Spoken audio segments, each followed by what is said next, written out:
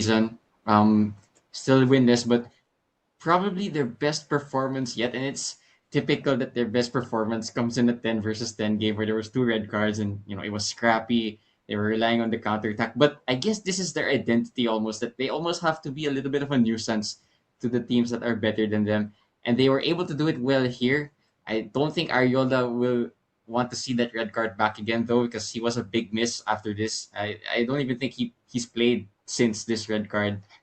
And yeah, it was probably Army's best performance, but Maharlika really, they should have taken care of this result. There you go. That's pretty much that game in a nutshell. It just so happens after full time there was actually fireworks, but that was in DLSU because it was the homecoming of the alumni. It's sakto though after full time whistle. I don't know if they timed that or anything, but also perfect because the smoke did not make its way onto the pitch.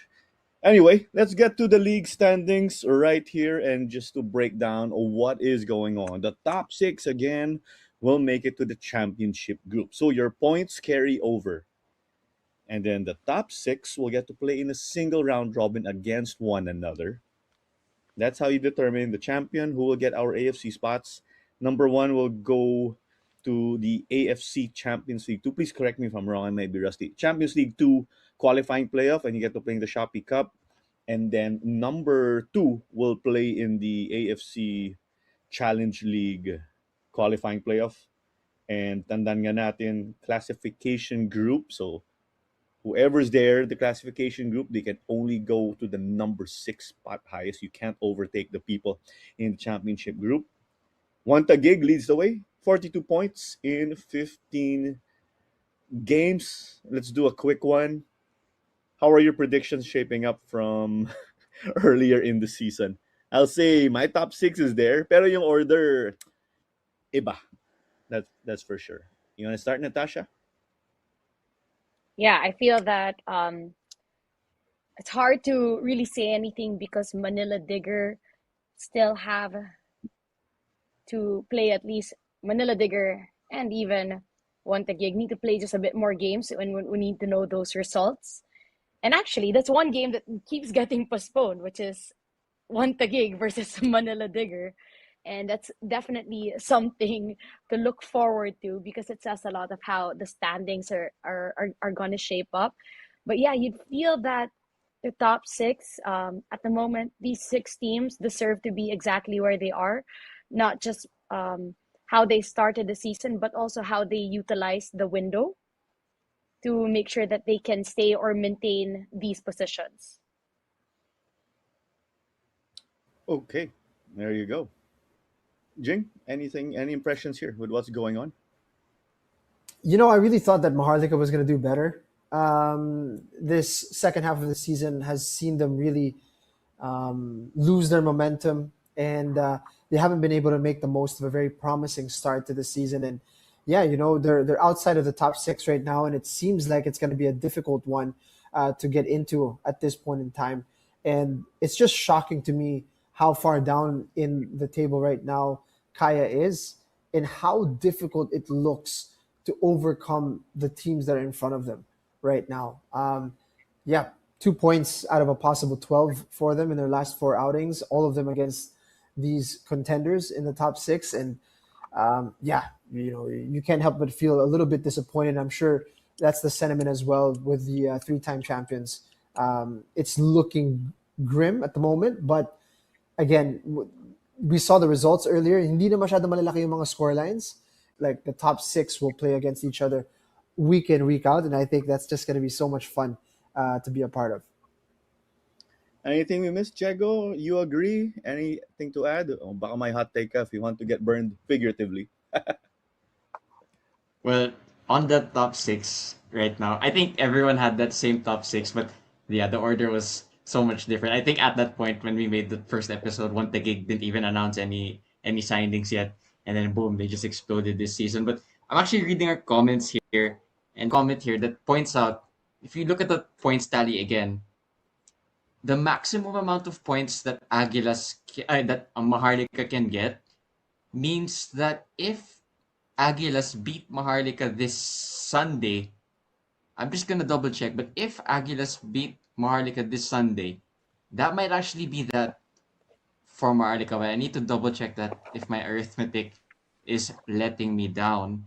But yeah, top six looks exactly the way we predicted in terms of who's there, but the order is very different. Still a lot of games to go, and I wouldn't be surprised also if this is gonna change into that third round in that championship group because yeah, if you're playing each other every week, weird things can and probably will happen. And as a neutral, that's gonna be very exciting as well.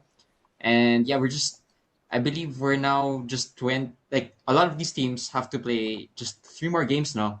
And that's the end of the second round, if I'm not mistaken. So we're approaching the end of round two, which means that for most of these teams at least, they are in the position that they will most likely finish in for the second round. But of course, there's another round, which I'm sure we are all very excited for.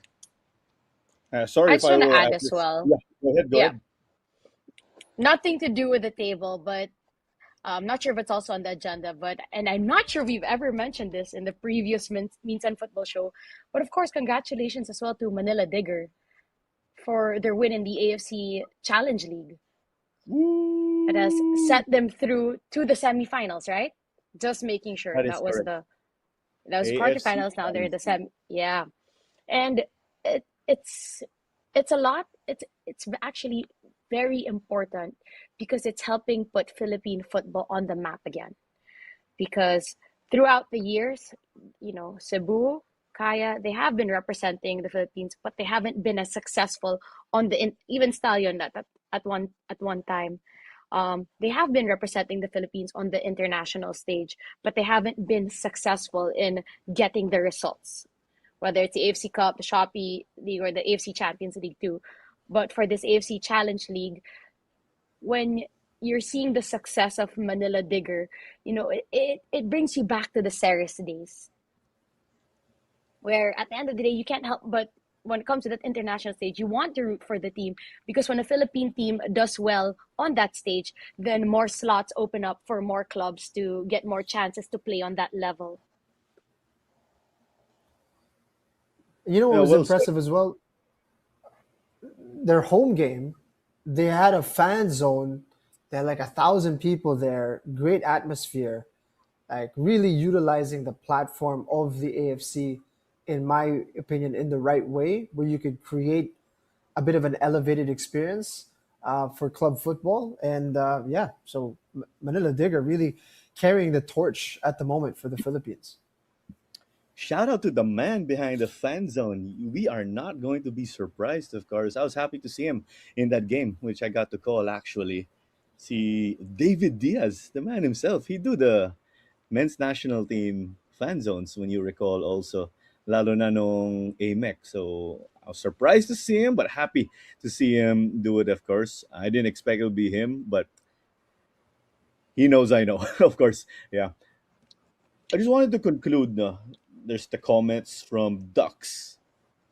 Do we read his comments or do we need to wait for a jersey first from Aguilas? I don't remember kung may jersey tayo. But Jago, you were saying, no, you do the math, possible if Aguilas beat Maharlika, Maharlika might be out. I'm trying to do the rough math in my head No, I right. think I think I think Aguilas are safe. If they win, they're safe from Mhm. falling into the classification round. Okay. But Maharlika would still have a shot at overtaking Stallion because That's then right. their maximum points total would be 29, right? If Stallion at the moment is at 28, so they'll need at least a draw, or if they win any of their last few matches, then they're through. So yeah, Maharlika is on the edge at the moment. It's Stallion who is somewhat far in from the safe zone after looking at the standings. There you go. Thanks a lot, Jing. So Speaking there of is Stallion, though, we also have yes. to say at Yon. least Go their ahead. women's team is getting some success on the international stage, and they are they have a match. This just just putting it in here as well. They have a match against Tokyo Verdy, 1969, a club in Japan for the quarterfinals of the AFC Women's Champions League this coming March 28th. So a lot of football still to be played on that international stage. And of course, just like Manila Digger, it's the same thing now for women's football that we always want to support the club that's representing us on that international stage. So good luck as well to Stallion Laguna.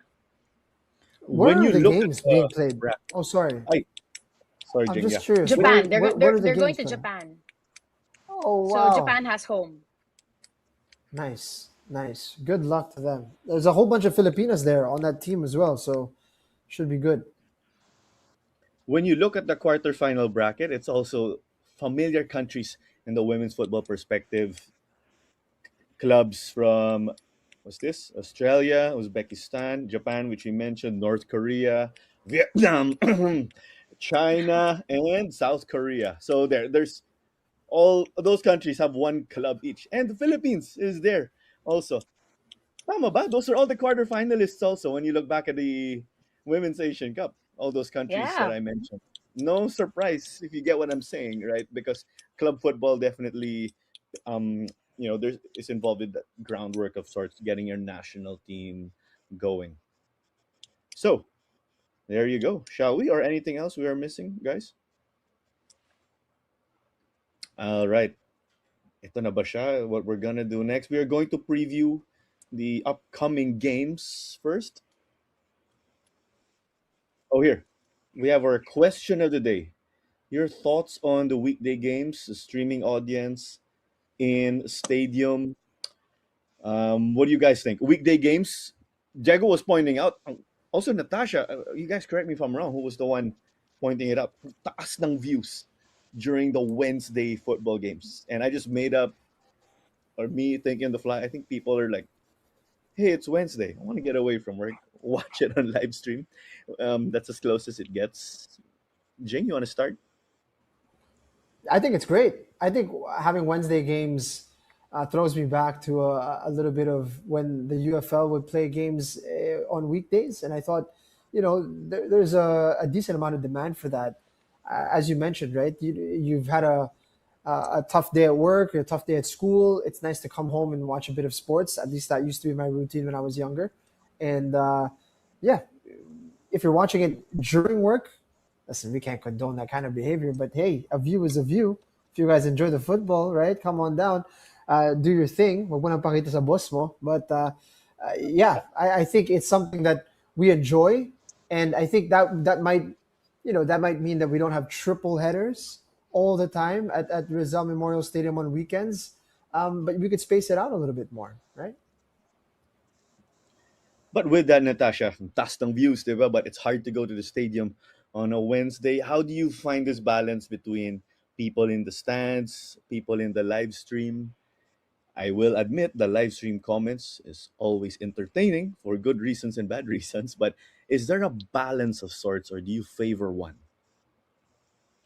Um, well, since Cebu have been having a lot of their home games throughout the second round, I'm kind of jealous of that atmosphere. Even us as a commentator, you feed off the energy of the crowd into how you commentate. So what more the players when there's a full stadium, it gets you that much pumped up knowing that there's people watching, that there's an atmosphere, especially if it's hostile. You just really you build off that. And so yeah, we're hoping for more people to come during the weekend games, but I love having the weekday games as well, whether player people can come or not, because it means that you don't have to wait too long until the next time you get to watch a game again. So it's always running through people's mind, and that's something that you want. You don't want parang, di ba, because minsan nakakalimutan na, ay, may PFL pa pala. But if you're constantly playing their constant games, then you want to shove it down people's throat na, come on, guys, there's so much football your way. Be entertained, enjoy, and continue to support football. In Jago, you don't have to worry about skipping class or watching, I'm not saying you did that, but yeah, Wednesday games for you, yay or nay? My polling actually on YouTube, should you have a game on Wednesday and then on the weekend or puro weekend lang for you? What do you think? Yeah, I don't mind. It means that you never have, as Natasha said, actually, it means that you never have to wait too long until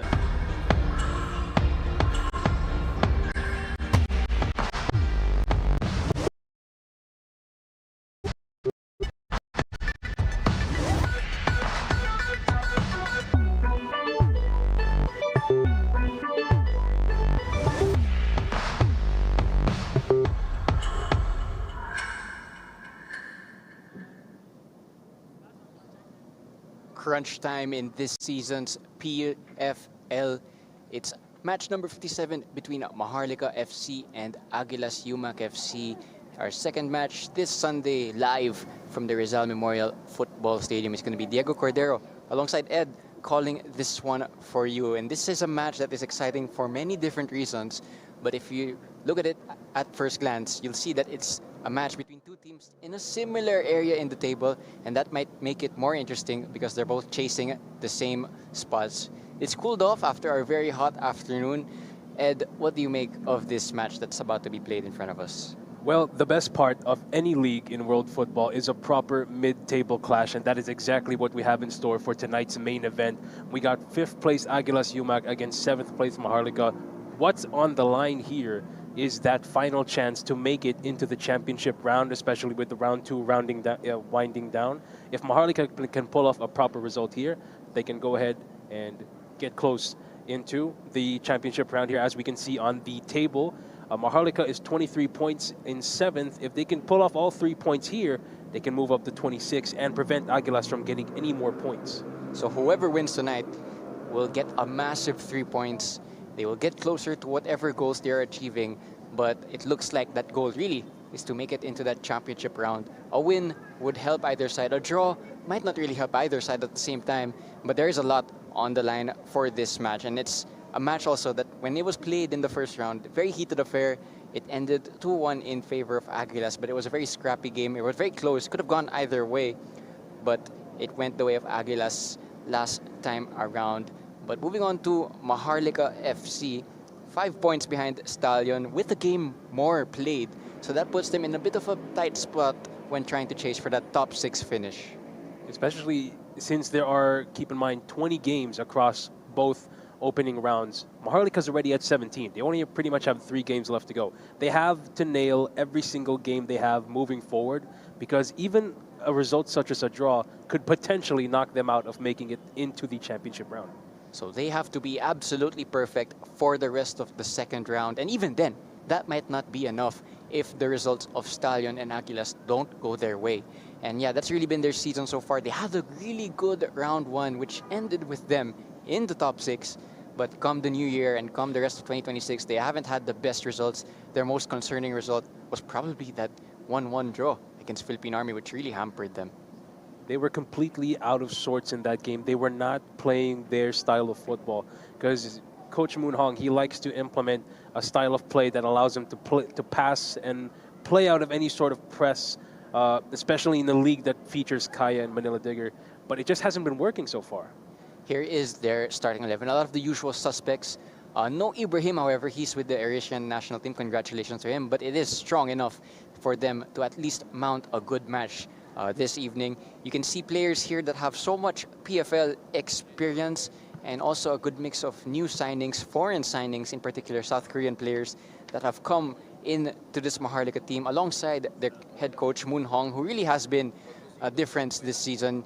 You know, you look at Maharlika's past seasons in the PFL, they were never a team that was trying to chase that, top area of the league table. But this season, they've had some growing pains, but it's an improvement already on what they've been in the past few years. And just going back to Moon Hong really quickly, he already is Maharlika's most successful ever coach. So That's right, even yeah. though this season hasn't gone exactly to plan, he's already taken them so far, and the potential to go even further is there. They just have to make sure everything works perfectly.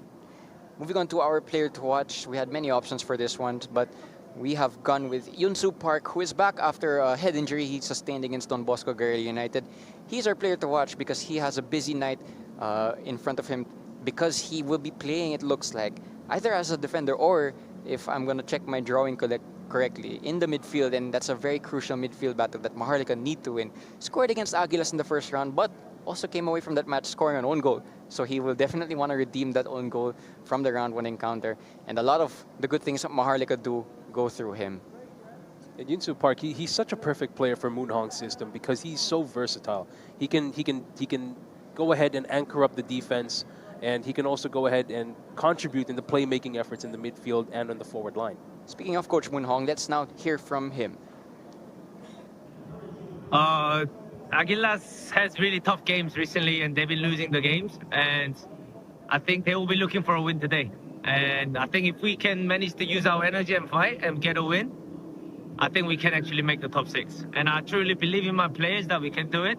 But we have to win this one to make sure we get it. So we're going to fight until the end of the whistle.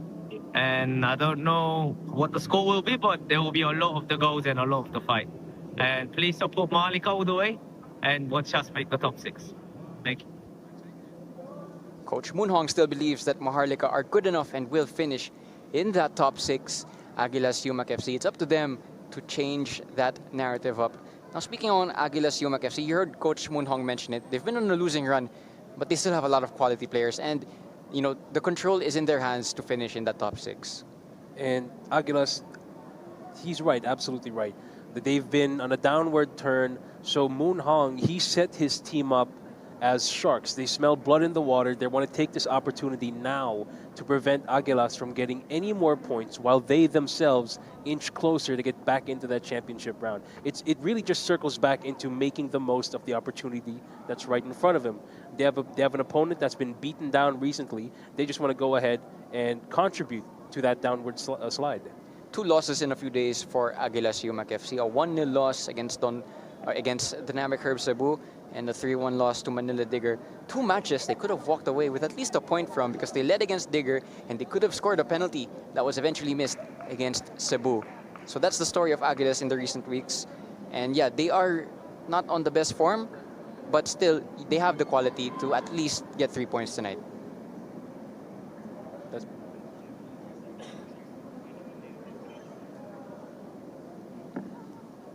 Looking at their starting 11, you can see slightly rotated actually from the goal itself. Iko Mangawang given a start. You also see no Villarreal, no top scorer as well in Isa Diallo. So it's a slightly rotated team, but Coach Bing will of course trust the 11 that's on tonight. It's an interesting rotation here by Coach Colina, especially because you really shouldn't be taking Maharlika for granted. That goes without saying. They're a very hungry team. You want to bring your best to beat them. So I'm not quite sure what the game plan is here, but he is, of course, welcome to surprise us. I do see here that Isa Diallo and Ibrahim Adamu, the top 2 scorers for Aguilas, are currently on the bench, but Colina still has picked a very, very capable starting 11.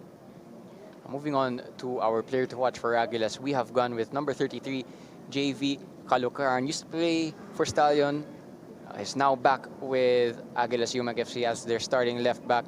You do imagine that if they're going to keep a tight defense, a lot of that will be down to how good he performs tonight.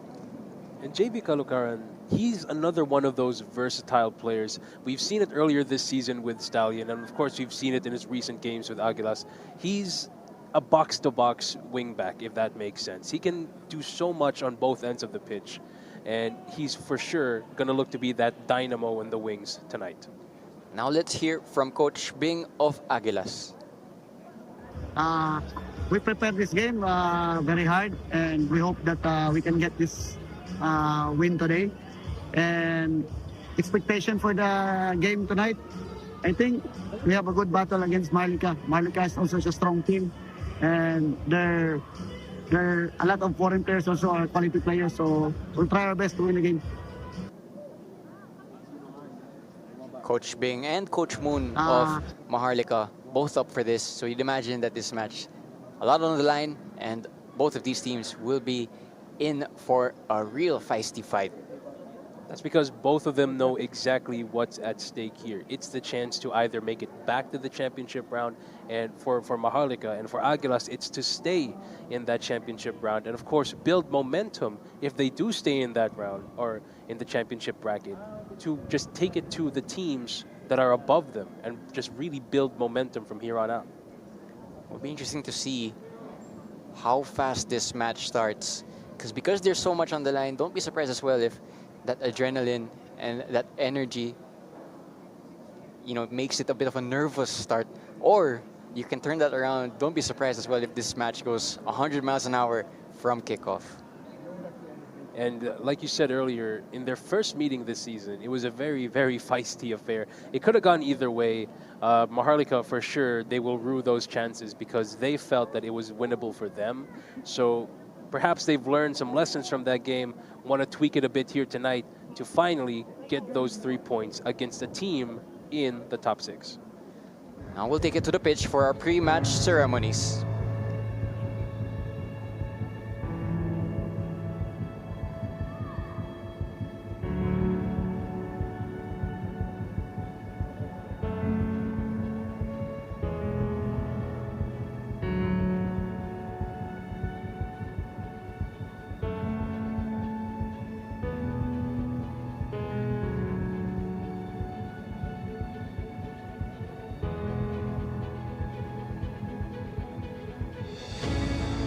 And now, the moment we've all been waiting for.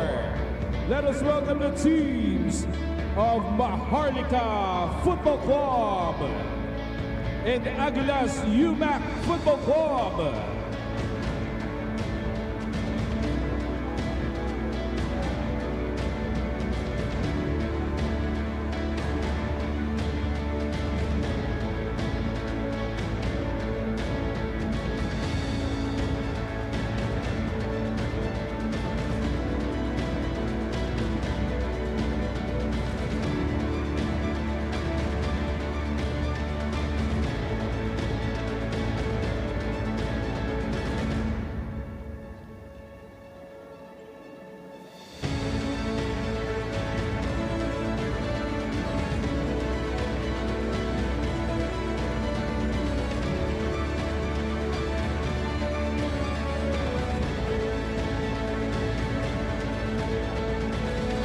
Another look at your starting 11 for Maharlika FC as we approach kickoff.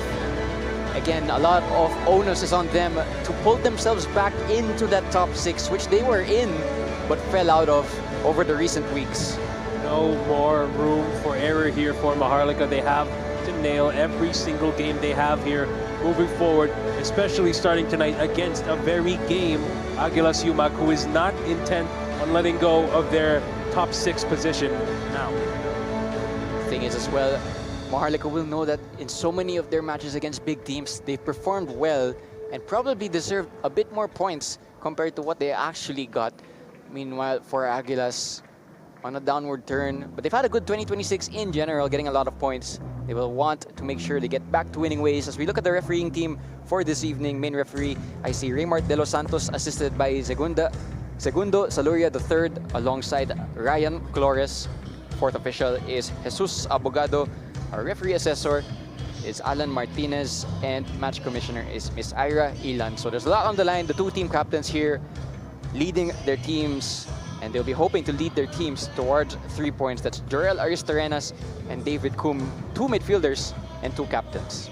Jorel Aristarenas, he himself is another one of those versatile players that fits Coach Moon's formation perfectly. He's also their top scorer with 4 goals. Another look at the Aguilas lineup as well. Again, a bit rotated, but they did play against Manila Digger, then Cebu in a few days. So you do wonder if there are some tired legs in that squad. However, there is still enough quality in this lineup for them to get all 3 points tonight. So it's going to be interesting to see what will happen when the match starts. And, of course, a lot of options on the bench for both coaches. Yes.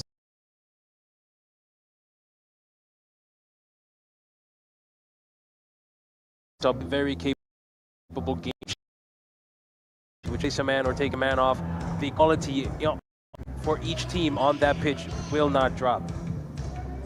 Moments away from kickoff. Both teams just giving their final words to each other before what is sure to be a really important and really feisty affair. Maharlika in their blue jerseys kicking from left to right. Aguilas UMAK FC going the other way in their all-white jerseys. Big fight field here tonight. Sugod versus Sulong. Who is going to go ahead and take those 3 points home? Referee Raymart De Los Santos is going to blow the kickoff whistle. First possession to Maharlika, and they're going to look to go long right away. Here's Kalukaran, who wins the throw-in. He's going to be up against Cho this evening. That's going to be a key battle as well. Already from the first kickoff, everything's going at 100 miles an hour. You love to see it as a neutral, of course, But if you're a fan of either one of these teams, you have to be a little nervous on if tonight's result is going to. Yellow for Aguilas. Starting up front is Jibrilla, who scored against both Army and Manila Digger in the recent weeks. Here come Maharlika though, down their left-hand side. Cross into a dangerous area. Cho! Excellent block. Crunching tackle there. I think that was Julian Coombe, the captain for Aguilas, who made that interception. It looks like it really took a toll on Cho. He's still down. 2 players down actually for both teams. I actually think it was Richard Tate, I'll reconfirm that in a bit, who got that block. But Cho's hit the deck, and so has a midfielder from Aguilas. It looks like number 13, that's Cart Talarok. And no surprise how fast this match has started. A bit concerning actually is that there may have been 2 injuries from that fast start. There's a look at Coach Moon Hong, who has made a difference to Maharlika in his short but so far productive tenure. Well, it's only been 1 minute into the game. We were expecting a feisty affair, but we certainly did not expect to have 2 players down in the first minute. One of them, Cho, he got hit harder than the other, and he looks like he's about to walk it off, which is a good sight to see. But still, if this is what we have in the first minute, what more can we expect from the rest of the game? It was a half chance for Maharlika to test Iko Mangawang. The shot was blocked at its source. But there was a moment where he just opened up for Cho. But it was a good block from Richard Tate. Here's Kalokaran down the left-hand side, unmarked because Cho is still up the pitch. Early cross is cut out by Enzo Lucindo. Jibrilla will try for the second ball. It drops to Aguilas. Here is Kalokaran.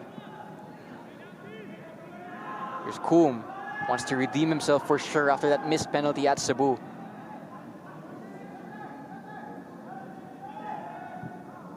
Diagonal from Richard Tate is successful. Great touch. Great cross. Lucindo with the clearance. But Richard Tate, who's usually a midfielder, playing as a center back for this night, but he showed the passing range of a midfielder there, and that was, as you said, a very clever ball. It's a very clever ball, and you can see the game plan Aguilas is trying to do. They're trying to stretch Maharlika's defense by trying to play the ball centrally. And when they have Maharlika where they want them, they're going to ping the ball over to Kalokaran, who is right now unmarked on the left side of the pitch. So could be a very, very integral role here by JV Kalokaran. Excellent distribution from Iko Mangawang. In goal in place of Shiraoka this evening. De Paula, back heel, Palpalatok! Skied it over the bar, but what a chance that was. You can see the creativity flowing here tonight. Palpalatok made the long busting run up from right back, and he found himself on the end of that move, but he couldn't get it on target. Good chemistry on show though, on the right-hand side for Aguilas. That all started from Iko Mangawang's distribution. So perhaps it was a great call by Coach Kalina to give Iko Mangawang the start. He does have fantastic distribution abilities in his locker. That could be key to unlocking Maharlika's defense. Feisty affair here between 2 players on both teams. It's going to go the way of Maharlika. Foul by David Coombe on, it looks like that was Brimsok Kang. He's a left-footed right back, but he tends to make use of his technical ability. I got to tell you, Diego, I love what I'm seeing here. We are only 4 minutes in. Everyone's fighting for every inch of space on the pitch here tonight. It just makes you wonder, what else do these 2 have in store for each other? Palpalatok goes direct, looking for Jibrilla. No offside flag, but Kenry Balobo, not the tallest goalkeeper, but showing that he makes up for it with mobility. And how about Aguilas' passing range today? They've been making so many accurate long balls over Maharlika's defense. It's been working like a charm. They haven't been able to make the final connection yet, but if they keep this up, that could easily be a goal in their favor. Foul there. Called against Aguilas. That was Seth Ganyas, who was adjudged to have been illegally fouling his opponent.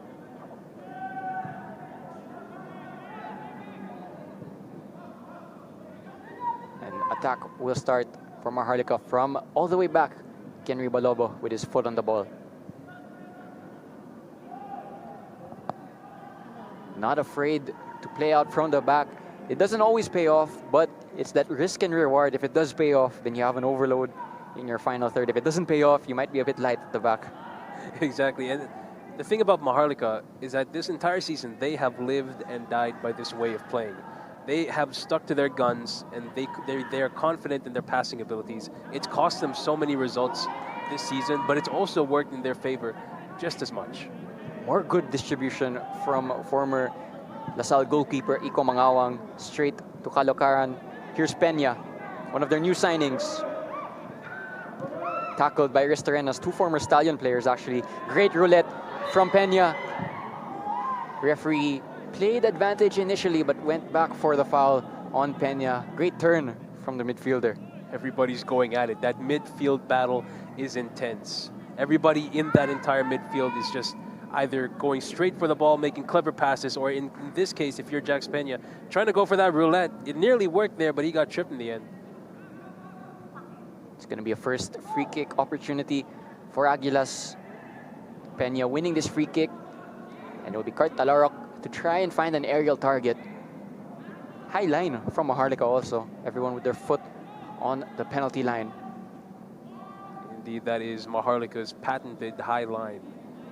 They love to be able to beat you with the offside trap and also kickstart an immediate counter-attack. Aerial targets have gone up for this attacking set piece. Cartalarok with the direct pass. First big chance of the night goes the way of Aguilas. Couldn't get it on target. It looks like our Richard Tete with that header. And went just wide. Now, this is going to be a bit of a concern here for Maharlika because Aguilas, they've started the game with such pinpoint accuracy in their passes. So when they're playing so confidently in that type of style, you really shouldn't give them these opportunities from set pieces. So many 50-50 duels in the midfield. Mike Menzi going full throttle. The player with the most minutes for Maharlika. Here's Ganyas though, up against Park. And Park wins out this time. He's going to win a foul as well. Feisty. It's completely feisty. Everybody is giving their 100% effort, and this is exactly the type of match neutrals and fans alike would love to see out of these two teams. Good body feint from Bum Sok Kang. Again, a right back who's left-footed, so he tends to go into midfield a lot. Yunso Park, by the way, is usually the left back of the team. He's playing as one of their defensive midfielders for this evening. So you have that triangle of South Korean players on the right-hand side. Here's one of them. Attempted Trivela, looking for Miyagi, was unsuccessful. And Mangawang's gonna clear this. Safety first. You can see Maharlika, they're trying to play that tiki-taka style of football. They haven't been able to connect in some of them here, but once they go ahead and get that going, they're very, very dangerous on the counter. Byum Sukang with a pocket of space. Early cross. Great defensive work from Palpalatok, who is the player also from Aguilas with the most minutes amongst their entire squad. And that's another piece of evidence as to why. The risk for Aguilas might be that in your center-back pairing, not too sure if it's a center-back pairing that's been played together as much as compared to the center-back pairing of Lucindo and Mike Menzi. Typically, your starting center-back pair, or the most used center-back pair for Maharlika, is Mike Menzi alongside Kalen McLeod. But of course, Enzo Lucindo is very capable in his own right. We have a player down here for the Aguilas. It's Captain David Coombe. Looks like he's taken a hard hit, but he's able to walk it off here. Still, a hit on your ankles is not a comfortable thing to experience. Still no cards, but there have been already quite a number of fouls issued by referee Raymart De Los Santos. And we're not even 10 minutes into the game. High speed gameplay here. Richard Tete stepping into midfield. Palpalatok.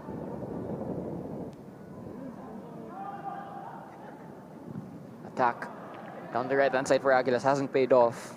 Throw in favor of Maharlika. The result, by the way, at Cebu has finished. So the final score was 4-2 in favor of Cebu. But Don Bosco gave a good account of themselves, especially in that first half. Just a quick shout out to Don Bosco, of course. Like, despite where they stand on the table, they've been putting up a string of good performances. Offside there, called against Gibrilla. And there you have it. It's that high line from Maharlika. It's always Mike Menzi telling his fellow defenders to step up to try and catch his opponent's offside. And that kind of attitude is exactly why he's one of the club's captains. He's a complete warrior through and through, just really demands the best out of his teammates. Mike Menzi has bounced around quite a number of clubs in the PFL, but has found a home with Maharlika. Here they come down the left-hand side looking for Cho. Kalukaran shielding the ball, and Mangawang able to claim that there was also a foul called against Cho. I think he collided with Mangawang, who's not the out-and-out number one, but one or two moments from Mangawang that showed good goalkeeping. And you gotta love Cho's energy here today. He's not the fastest guy on the pitch, but he will absolutely give his 100% effort to try to beat his man and get to the ball, like the long ball his teammates have played for him. Maharlika's front line typically rotated. We also don't have Ibrahim tonight. He's with the Eurasian national team. Nice to see them back active after a really long spell inactive. Nearly a moment of miscommunication there between the center-back pairing of Aguilas. They go back to Mangawang for safety. By the way, it's nice to see another player jump from UAAP to the PFL and make that jump successfully. I do hope that it sets a trend moving forward, that UAAP players can see the PFL as a viable option to go pro and, of course, showcase their abilities on a more competitive scene. Take a look at guys like Jerome Abarca for Garelli, and, of course, Christian Tambilawan of Tuloy, who, of course, suffered an injury in their previous game. Of course, our prayers are with him, but he will definitely come back stronger, that's for sure. It's a trend that has become more and more used, and we love to see it. Another throw-in for Aguilas. Kalukaran has been going up and down that left-hand side, energetic as ever. Still only, I believe, 25 years old, so he still has a lot of years in front of him. A lot of gas left in that tank, and he's using every bit of effort he has here tonight to go ahead and try to secure massive points for his team. De Paula trying to combine with Cartalarok, who wins it back. Palpalatok, early cross, a bit deep, out for a goal kick. The two fullbacks of Aguilas not afraid to venture forward whenever they can. You could say it's a bit of a fullback battle here between both sides. On one side for Aguilas, you got JV Kalukaran and, of course, Brian Palpalatok. And for Maharlika, you have Yunsu Park. So very, very interesting dynamics on both wings here. It's going to be a goal kick from Maharlika. They're not afraid to do the goal kick trend of passing it to the goalkeeper first thing and try and start there. Aristarenas applying pressure, so they win it back. It's going to fall to Aristarenas. They have numbers on this attack. Palpalatok not able to get back. Crossing opportunity for Maharlika. Good hands from Iko Mangawang. He's been very, very solid here today. Pinpoint with his passes, safe with his hands, a very reliable option. And I dare say he's making his case to be the club's #1 moving forward. Iko Mangawang, another one of those young players that Aguilas have. They are actually second to Tuloy in terms of average age for the youngest team in the PFL. Very young squad. Iko Mangawang, one of many young players in that team. But he's showing that he is making a good case, as you said. Cartalarok goes down, doesn't win the free kick, but it looks like it's going to be a corner kick.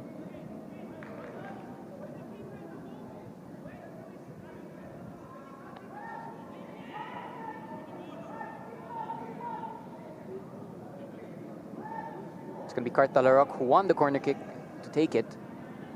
Left-footed in-swinger.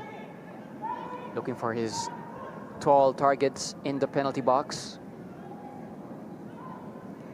He has an option for short. Kalukaran has gone close to him. It goes into the box. straight clearance from Bumsub Park. It's going to be another corner kick.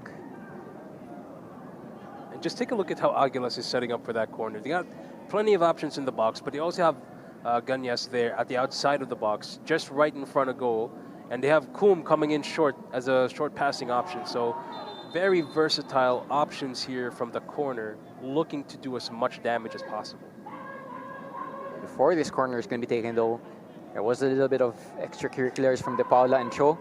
Referee just giving them a stern talking to before he allows play to continue. Corner sent in to a dangerous area, but it was met by a blue shirt. Ganyas. Mike Menzi with the tight defensive work. Here's De Paula. The Brazilian trying to work across. He does. Good hands from Kenry Balobo. You love to see it. Kenry Balobo always ready. His head is on a swivel. Knows when to come out to collect that ball. One of the most reliable keepers in the league. Another outstanding performance for him so far. Jinyon Kim trying to find Aristorenas in behind. It was a good interception from Richard Tete. Very fast action here. And the first 16 minutes have absolutely flown by. No goal just yet, though. Once again, Diego Cordero and Ed calling this one for you. Everything's been being played at 100 miles an hour.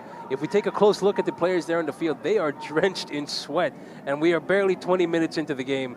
That just shows how badly they want this result. Neither side is here to settle for a draw. That is for sure. Here's Koum down the right-hand side. Good cross. Diving header from Mike Menzi. It's a foul in favor of Maharlika as well. So if you're both coaches, signs to be happy and signs for improvement. Very, very 50-50 affair. Very even here, but I think from what I've seen so far, Aguilas has enjoyed a bit more of the ball. They have been stringing together very accurate passes. For Maharlika's side, the counter-attacking plays are there. They know how to break away with the ball. They just need to connect on some of these short passes because they've given up possession with a few misplaced passes here and there. Biggest chance of the match so far was a set piece that Richard Tete found himself on the end on. Couldn't direct it goalwards, but that was the closest we've had to a goal so far. Here's De Paula playing as the halfback, splitting the two center backs. Here's Koum. Kalukaran an option. Very deep now for Maharlika.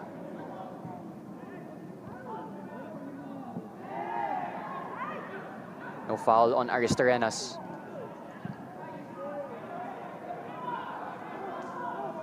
Aguilas just dominating possession in this spell. Kalukaran, the ball in behind the zone. It's cut out by Lucindo. De Paula went in for a 50-50 duel, hit the deck. He's asking for the game to be stopped.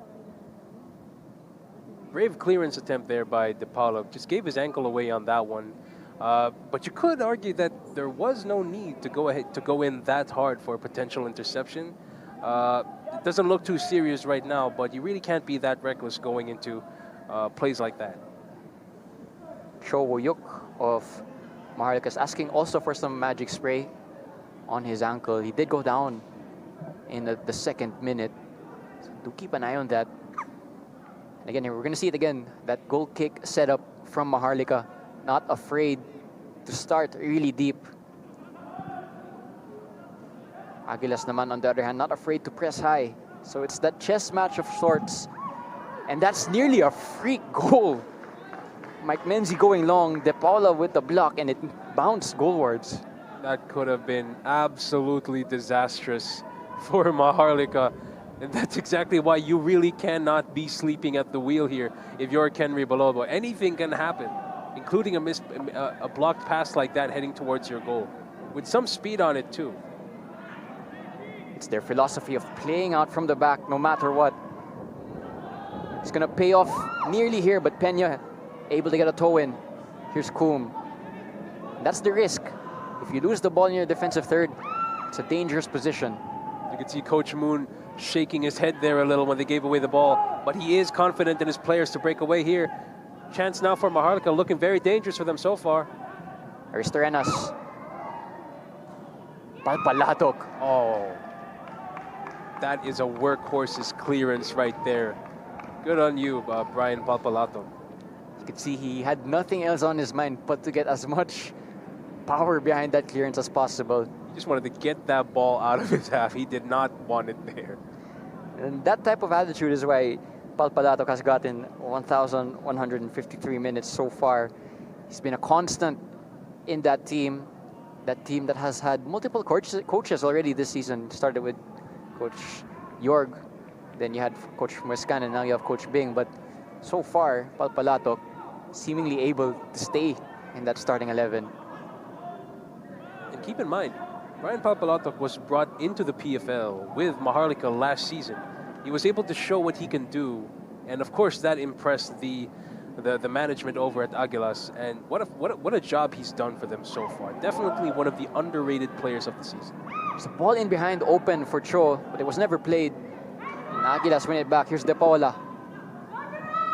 Looking for Ganas. Good idea there. Good idea indeed. Idea was there, the execution just slightly off. Kenry Balobo able to get on the end of that. This time, no risk is going to be taken by Kenry Balobo, which might be a smart move given how the last times they tried to play out went. And he's going to go longer this time.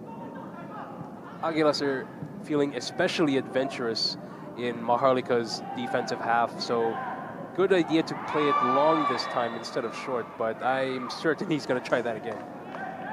David Kuhn with a foul on Byung-Suk Kang, who actually lost his shin guard there. It flew off, but good driving run from the right back. It's an obvious foul also. Quite needless, I must say. Excellent switch of play from Yunsu Park. Here's Jin Yeon Kim. Goes for the early cross. Mangawang with the punch. Cho was near him. Mangawang Kanyas. action yet again. He's passed every test he's faced so far. So he really will be pressing for that #1 spot against Shiraoka, who has been good himself for Aguilas. Coach Moon throwing his hands in frustration. Felt that probably shouldn't have been a foul. But let's take a look at the replay here. More feisty affairs between Cartalarok and Dina Barle. Tangled him up there. Can't argue with that one, I'm afraid. Dina Barle, the left back for tonight, also does play in midfield from time to time. Another switch to Caloocaran. This time he couldn't control it the way he wanted to, but that switch has always been on this evening, and once again they have found it. What an asset Caloocaran has been. You can see their style of play, switching the playmaking duties over to the wing, and if they need to play that way, it's Caloocaran who's been given the keys to that role. He's mishit the ball there, but 9 times out of 10, he's going to make better out of that possession. Maharlika again playing out from the back. Can they play through the press this time? They are fouled in the process, so they're going to get a free kick. 23 minutes into this one, still scoreless. It's Diego Cordero alongside Ed calling this one for you. Our last match actually before an international break, where Philippine football fans will still be busy, because on Tuesday we have that Tajikistan away match, which is a do-or-die game, and a lot of fans will be tuning into that one.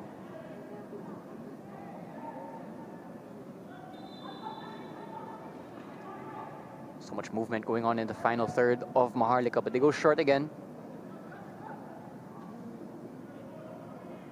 He's not on the camera right now, but take a look at Woo-Yuk Cho. He's wide open on the right side of the pitch. If they can find a clever ball to him, they could be out and running away. That switch of play has always been on for Maharlika. Like to keep one of their players super high and wide, so when the ball arrives to them, they have acres of space.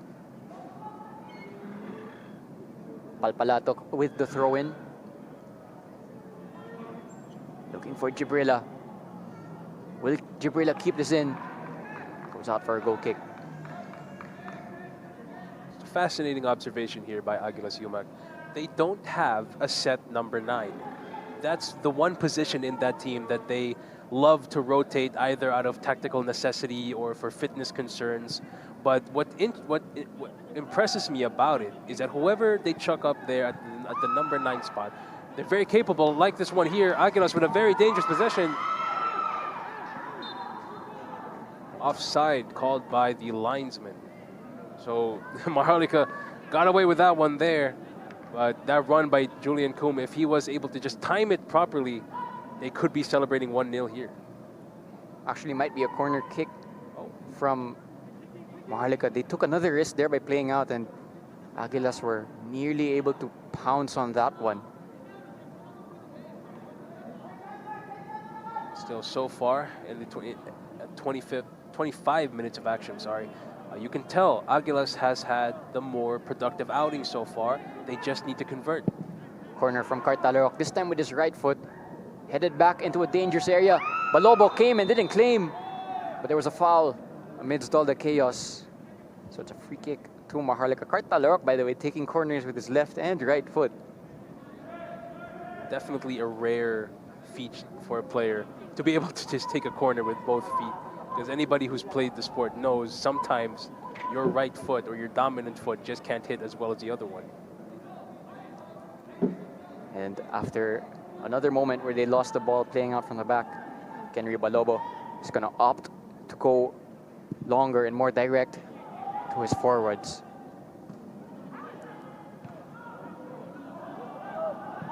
Ball bouncing around both halves. Yumsuk Kang winning the throw-in.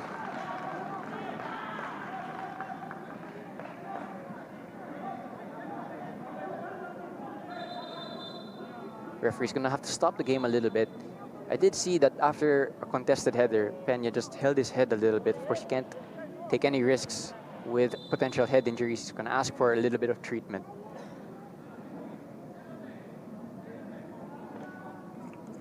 And here it is now. Member of Aguilas' medical staff checking in on Peña. And like you said, you really can't take these things for granted. If there is some discomfort after a header challenge like that, you need to get it looked at. It's going to be a temporary water break for both sides. So Coach Moon Hong and Coach Bing of their respective sides have 30 seconds or so to reset and regroup with their starting 11s.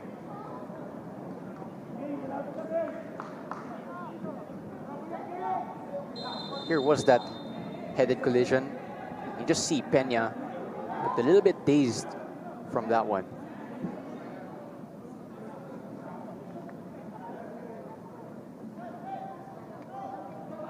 Peña is still out on the sidelines. Medical team is taking a good close look at him, taking no chances, also keeping him hydrated at the same time.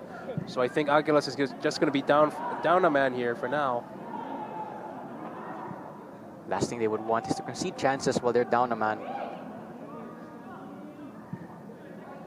Clearance by Caloocaran. Gibrilla fighting with Lucindo. Effort play there, Braganjas. Instead of giving up on that ball, he went straight forward. I think they're just trying to make this match as stop-start as possible right now while they're down to 10 men. Peña wants to get back on the pitch, but he still needs treatment from the medical team of Aguilas. He's ready now to return to the pitch. And as such, look, if you take a look at Maharlika, they have an extra pep in their step. They know Aguilas is down a man, and they want to make full use of that opportunity while they still have it. There you have it. Peña has been allowed back on the pitch, so it's 11 versus 11 once again. Here's Jinhyun Kim up against Palpalatok. Enzo Lucindo has to start the attack from the back. Yumsuk Kang going infield. More physicality between Coombe and Yunsu Park. Some gamesmanship from David Coombe, just not allowing the free kick to be taken quickly. He's a true box-to-box warrior. He's definitely an acquired taste if you're playing against him, but he will give his 100% effort for the Aguilas, and that is admirable. A few seconds now until we reach the 30th minute mark. Still goalless here. Aguilas with the slightly better chances. Maharlika with not as much joy yet in their final third. But it is still completely open.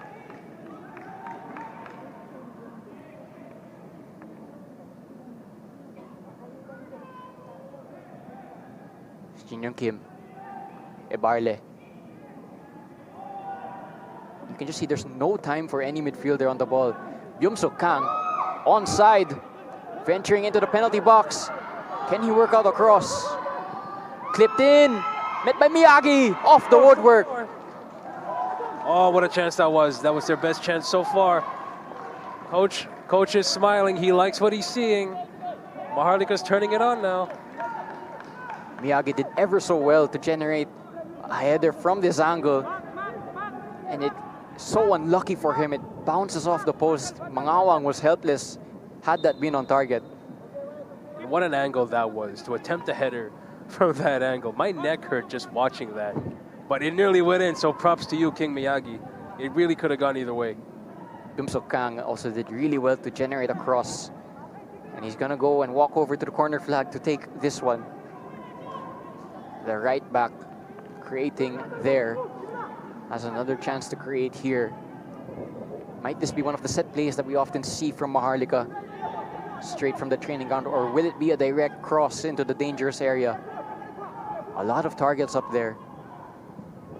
And by Kang, nearly met by Menzi. It's back in, saved by Mangawang. Potential counter-attack here by David Coom. Aristorenas winning a throw-in. Captain's effort there by Joel Aristorenas. He saw immediately Aguilas were running out of the block, trying to go for that counter, but who was the first man on the ball? It was Captain Joel Aristorenas. Here was that chance. It was a bit messy, but the shot was generated, and it was a good block. Couldn't actually see who got the final block. It's Park Jae-yeon with the effort. I believe on that play, it was a leg save by Iko Mangawang. If so, props to him for coming up and delivering when needed. Maharlika with a good spell here.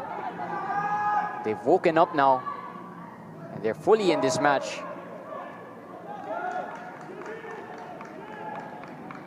So both of these teams have now had two really good chances to take the lead. Cartalarok, Peña. Referee's gonna pull it back for a foul on Cartalarok. And this is gonna be the first yellow card of the match, to the dismay of Coach Moon Hong. The Aguilas fans are loving that card. They're loving the action here so far. The pace has picked up. It's the 32nd minute. We're about to enter halftime. So, of course, both teams are going to be giving their all to try to go ahead and get that valuable goal before we head off into the half. Here was that yellow card offense from Cho Wo-yuk. Very late from him. Clear as day, clipped his ankles. He is the first to enter the book of referee Raymart De Los Santos. And you also have to be careful now. One more foul could put you in some trouble. Maharlika have already gone down to 10 men this season. So have Aguilas.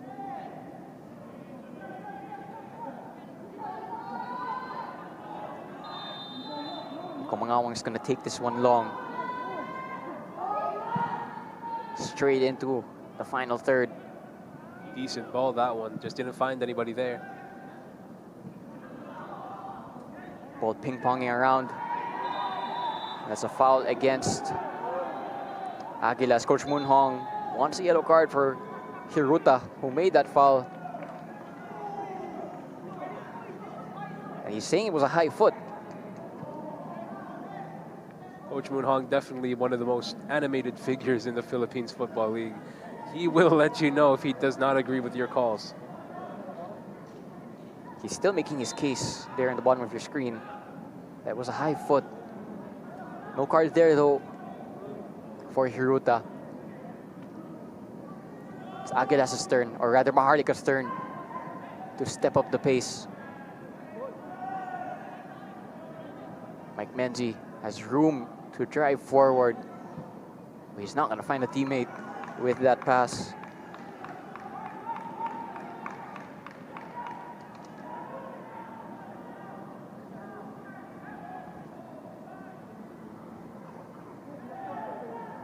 Gibrilla onto that loose ball. Looking for Peña. Excellent tackle there. Looked like that was Jayon Park.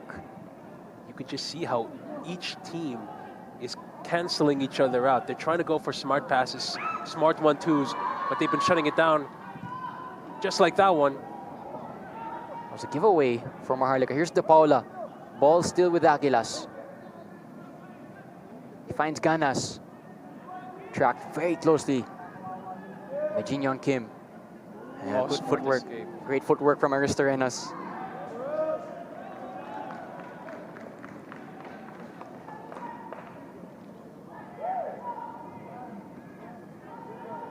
If there was one word to describe this game, it would definitely not be boring, that's for sure. Aristorenas there with the good footwork. Moments after he gave the ball away. So many challenges flying in. De Paula taken down, no foul called. Throw in to Maharlika.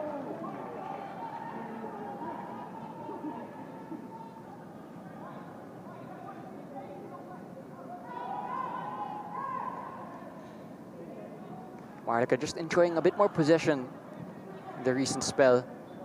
This might be a giveaway though. Straight to Cartalarok. Boom. Peña's gonna slow it down.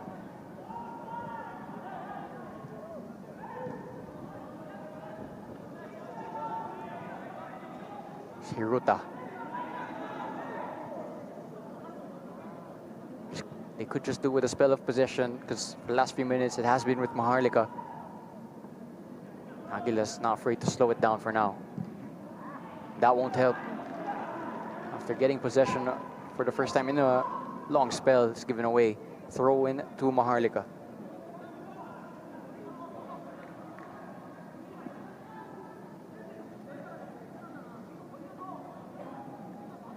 See Coach Moon Hong so animated, barking out instructions for the South Korean contingent in Maharlika.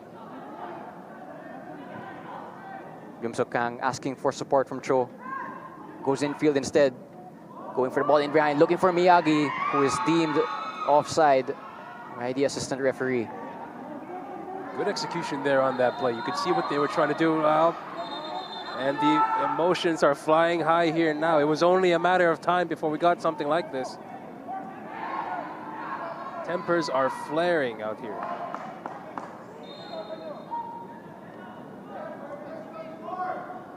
Miyagi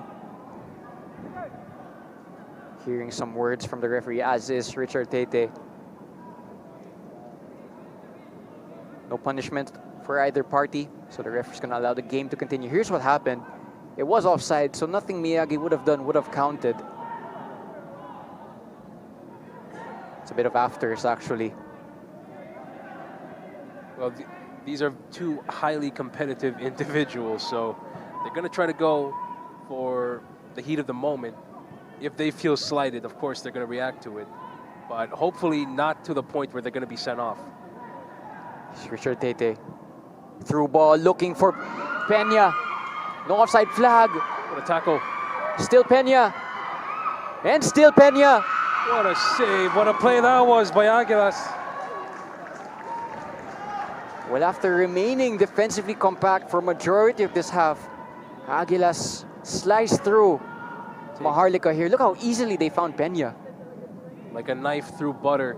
That was Richard Tete's pass that completely bypassed the entire Maharlika defense. The chance was right there. Probably could have done a bit better there. But still, what a play by the Aguilas. Also a crucial block from Mike Menzi to stop that initial cross. And the following shot was saved by Paloba. That's an obvious offside for Jibrila. Another example of a high line and offside trap set by Maharlika. So one of the most beautiful plays in football, a perfectly placed through ball. Doesn't get much better than that.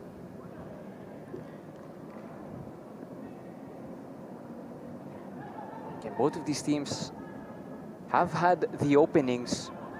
Maharlika came the closest when Miyagi's header hit the post earlier on in this half.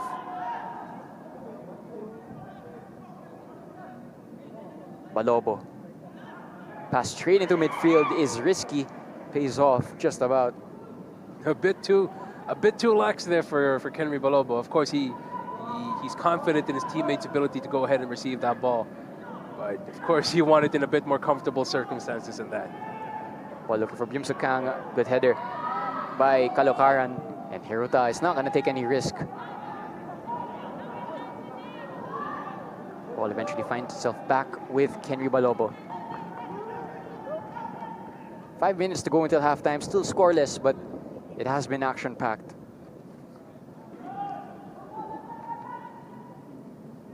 You can see Mike Menzi on offense. So actually both center backs for Maharlika, Lucindo and Menzi, they like to play wide when it's their turn to play the ball out of defense. Perhaps in an attempt to stretch Aguilas' forward press. Gone are the days of center backs simply hoofing it long. Modern coaches like Coach Moon Hong really want their center backs to be a part of the attack, a part of the build-up play. Ball ping-ponging once again. Here's Koum. Jibrila goes back to Kalokaran, who's gonna drive forward. Kartalarok guarded closely by Byum Kang. Here's Kalokaran. Ball stays in play. It stayed in play. He had an idea there, but just didn't execute it that perfectly. But still, fantastic wing play attempt by the Aguilas. Good adjustment also from Coach Moon Hong, because in the earlier part of the first half, it felt like Kalokaran always had space to run into. This time, he is being tracked closer by Cho and by Byum Kang. That was a trend that needed to stop if you're Maharlika, because Kalokaran was running up and down that left-hand side.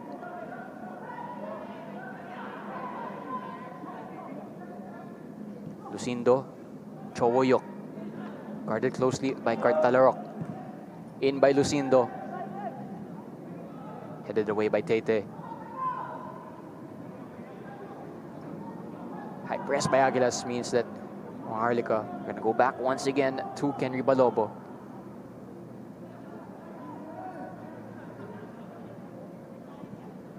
Entry pass into Yunsu Park. Great build-up play by Maharlika. And the times that it does pay off, you can see how effective it is.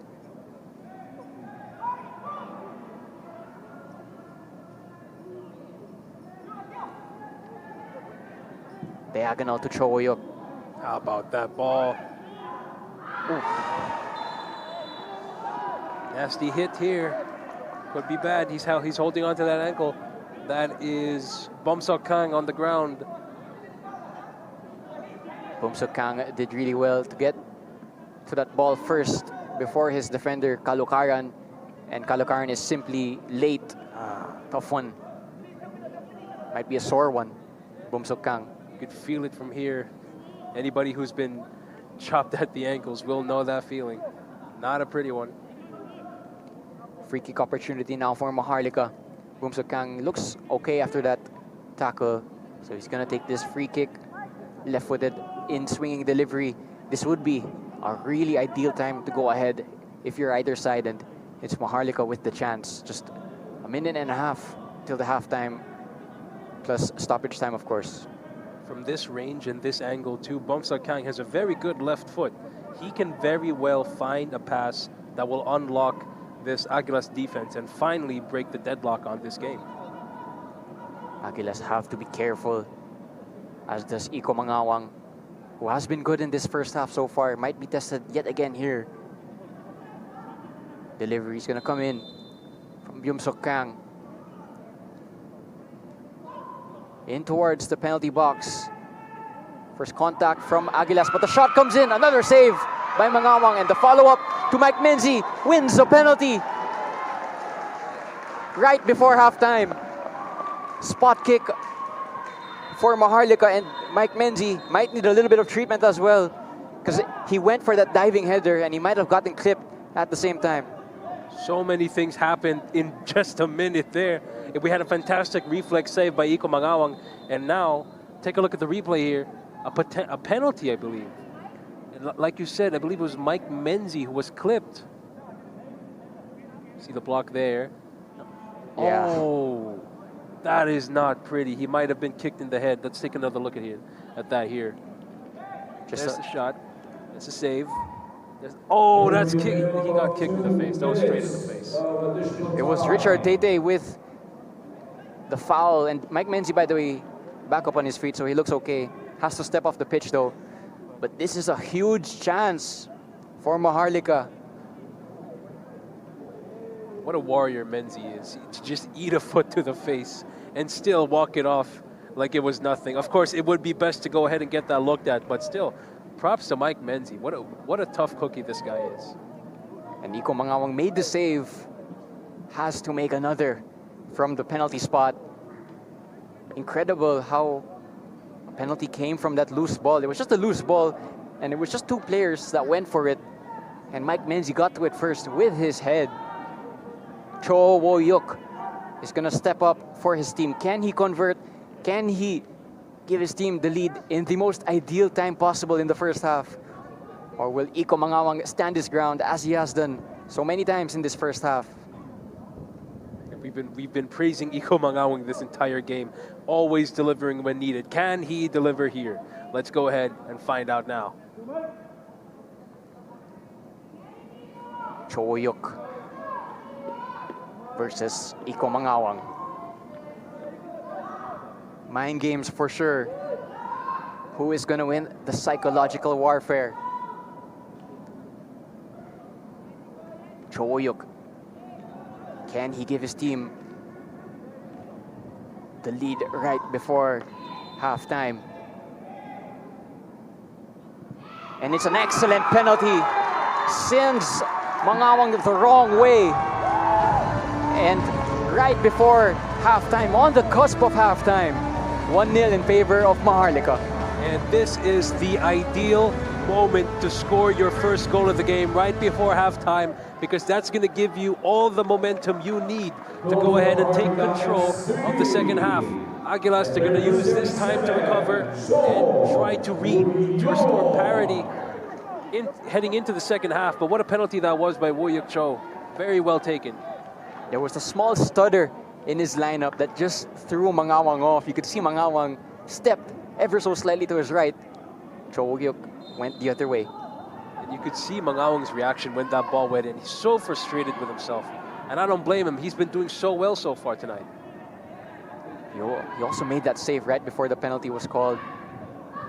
If there was a player who didn't deserve to be behind, it was Mangawang. Cartalarok didn't take a deflection of a Maharlika player. We're not going to find out because referee Raymar De Los Santos is going to call for halftime. 1-0 in favor of Maharlika over Aguilas. A penalty from Cho Woyuk. Action-packed first half hit. Amazing, amazing. 100 miles per hour. This halftime is going to allow every single one of us to breathe and just process exactly what's going on here. But wow, what a game so far. Don't go anywhere for the second half, which will kick off shortly.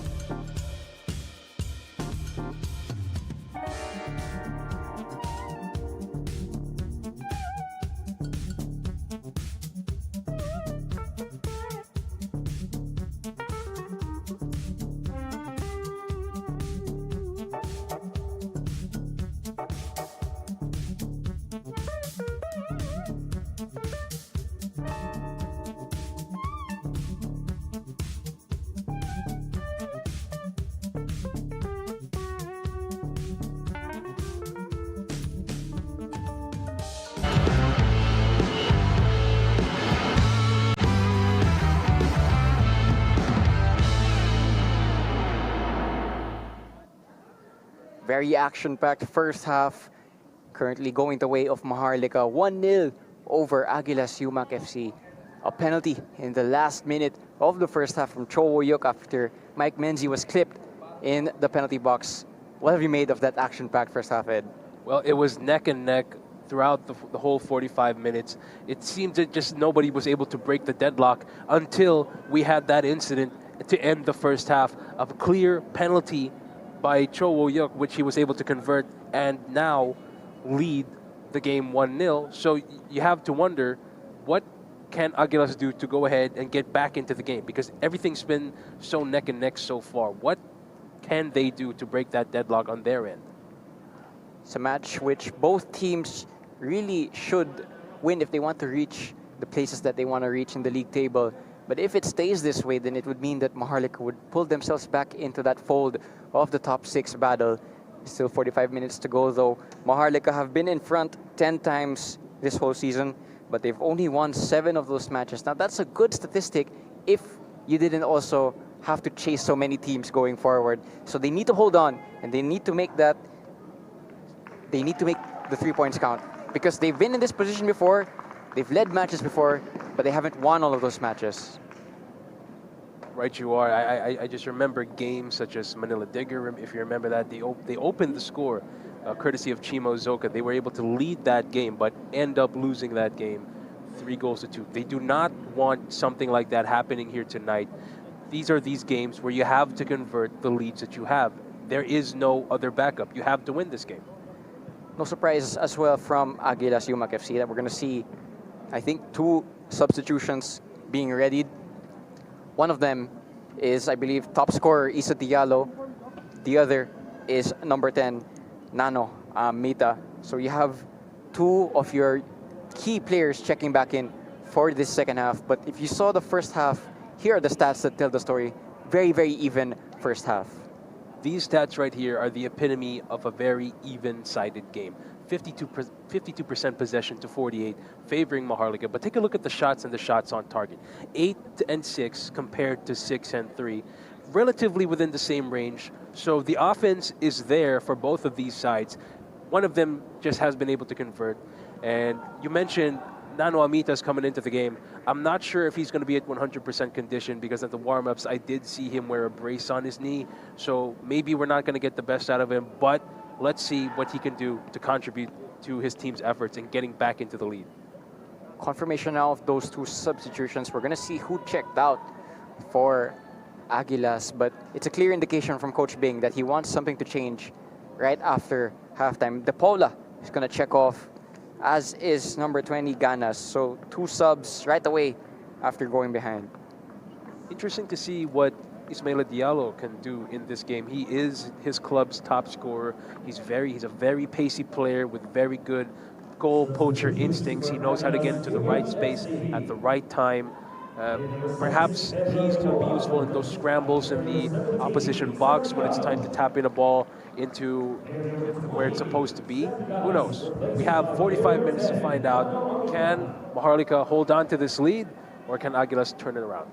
Nano Amita is going to take the captain's armband right after coming on. So it's he and Issei Diallo who have been entrusted to be the game changers. They played that first half with a strikerless system. There's a pure out-and-out number 9 now on the pitch for Aguilas. Speaking of strikerless systems, it just so happens that the two teams that we have here employ strikerless systems. They don't have, neither of them have a set number 9. Here comes Chowoyuk, the goal scorer, tackled by Peña. His penalty, the difference as things stand. Maharlika need all 3 points to keep their top 6 aspirations alive.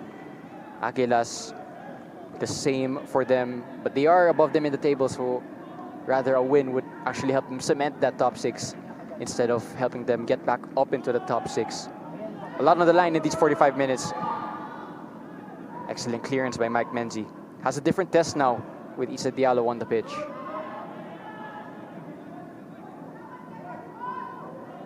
Clever escape there by Jin Young Kim. What a ball that is. Chance! And completely missed. What an opportunity that was to double the lead. Kintaro Miyagi. Very nearly a goal right before halftime and a goal right after.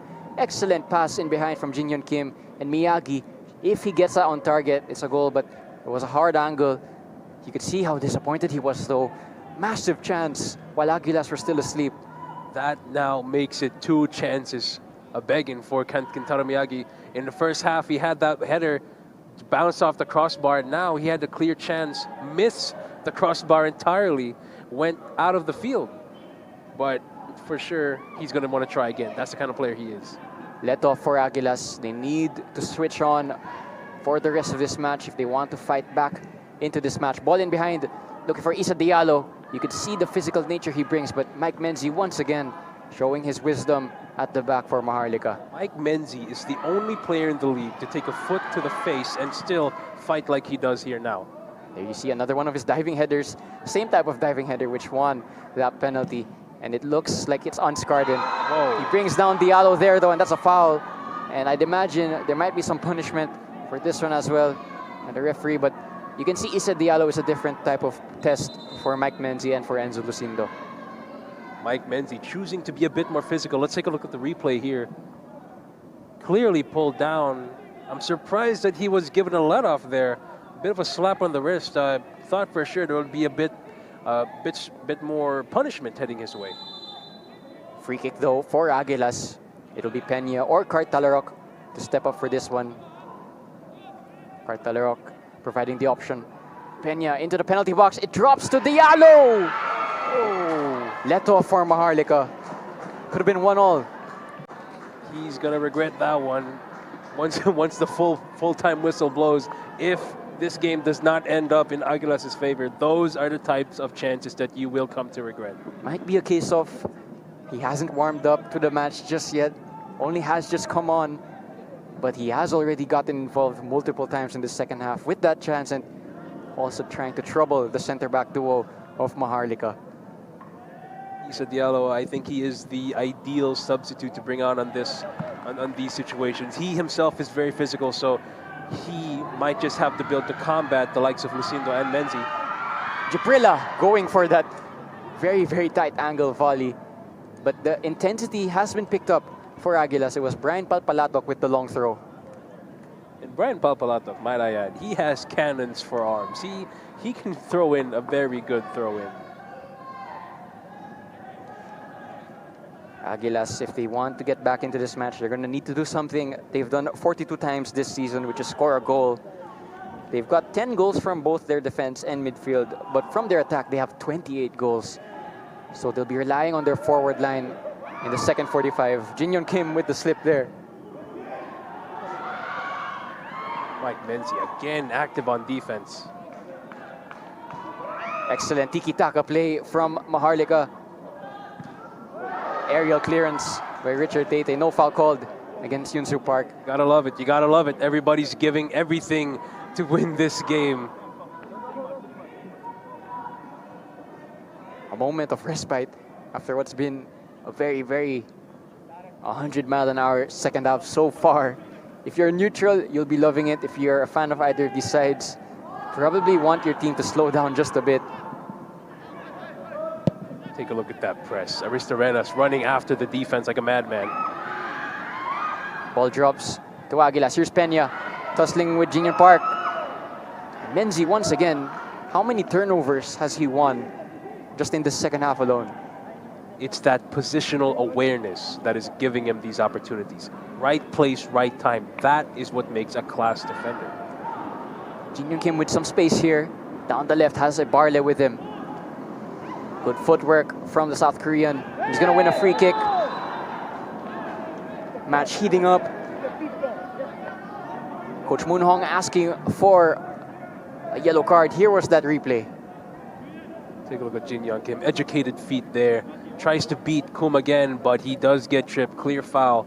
And I believe this is now a free kick opportunity for Maharlika.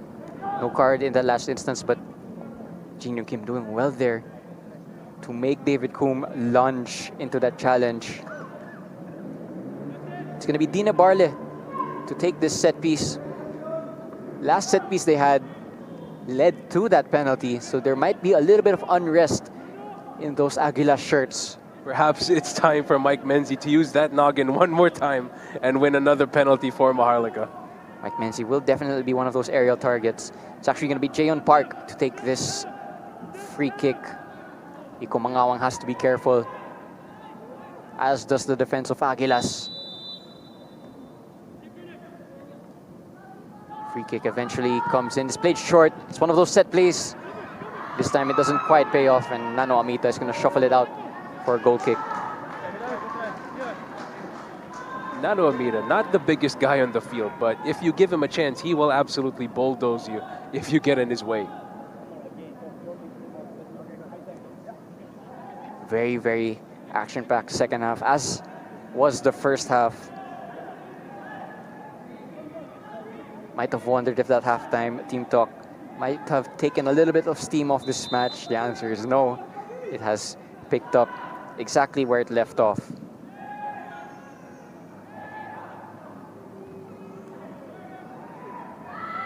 Especially in Maharlika's case. Now they have a goal ahead. You'd think that they want to ease up a bit and hold on to that lead. Feisty here, trying to get into the goalkeeper's head.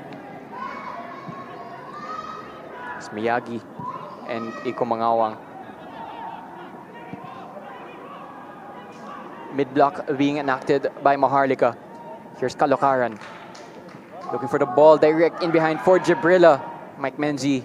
Again, smart positioning from him just to shield his goalkeeper from the onrushing front two.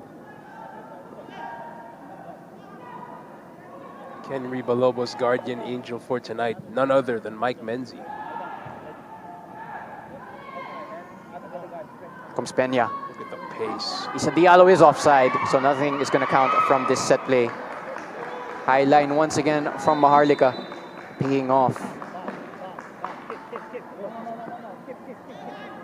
It comes down to smart defensive coordination to pull off offside traps repeatedly. And Maharlika has had no problem with that so far. Do wonder if that's a tactic they'll keep for the whole 90 minutes, or as the game goes on longer, it gets later, that they start dropping just that little bit deeper. If they do win today, Maharlika, it will be their second win on the bounce, and that will already match their longest winning run this season. So they've never been able to get more than 2 wins in a row, which is probably what hampered their top 6 aspirations. Still in it though, especially if they win this match. Lucindo goes back to Kenry Balobo.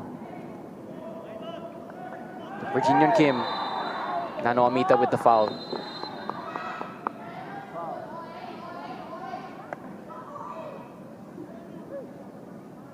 Virginian Kim, you don't like the way he's holding that leg of his. It looks like he's able to walk it off. Let's take a look at the replay here. He does try to go up for a header, but I wouldn't really call that a foul, would you? Nano Amita just will make the case he was just barging into him shoulder to shoulder. Definitely not the hurricane level that we see sometimes. Hirota venturing forward. Nearly a bit of miscommunication, but it reaches Jibrilla. Good defensive work from Jim Sok Kang. A tackle. Miyagi doesn't have much in front of him. He's overcrowded. Hits the deck, but there's no foul. Nano Amita is asking for the ball. He wants to start the play. Coom has Palpalatok making the overlap. Doesn't use him. Goes back to Nano Amita. Being closed down by Aristorenas, the 2 number 10s. Ball in behind here, might be offside. And there you see it again. The high line is remaining organized and very, very compact and very drilled. It's clear Maharlika's coaching staff have done their homework on the Aguilas. They know exactly who's going to be making these barging runs from midfield balls, and they've been able to predict them accurately. And as such, they've been winning a lot of offsides. They do have a player down though. And they also have a player ready to come on, Ivan Owano. Moments away from checking in.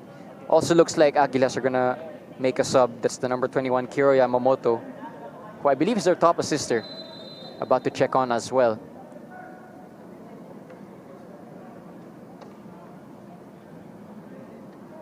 Player down for Maharlika's gonna need a little bit of treatment. Right you are about Kira Yamamoto there, Diego. 4 assists this season, leading his team in terms of the assisting department. And he will check on in a bit. We are going to have to bring on a stretcher on the field. Not a pretty sight to see. This is the last thing you want to see on the football field. Hoping it's not that serious. This would be a massive blow to Maharlika in their charge for the championship round. It's Kintaro Miyagi who needs to be stretchered off, and he's also the player to be replaced by Ivan Owano. So a like-for-like swap in terms of who's on the pitch, but Owano is a little bit of a number 9/striker, or at least he's more familiar with that role. Ivan Owano, if I could recall, during his time with Cebu, he can play on the left wing, the striker position, and the right wing, and I think even as a 10 at sometimes. He's a do-it-all. He's a do-it-all forward who will do whatever you ask of him. So tonight, I mean, they're going to look to him to score some more goals and double up the lead here and replace an seemingly injured King Miyagi. On the other side, you have Kira Yamamoto checking in for David Coom. So that's another creative outlet that you're bringing onto the pitch. Another roll of the dice from Coach Bing. Will it pay off? But how about that, Diego? They brought on, from their bench, their top scorer in Issa Diallo, and now their top assister in Kira Yamamoto. So perhaps now you're going to use their trump cards to really take it to Maharlika.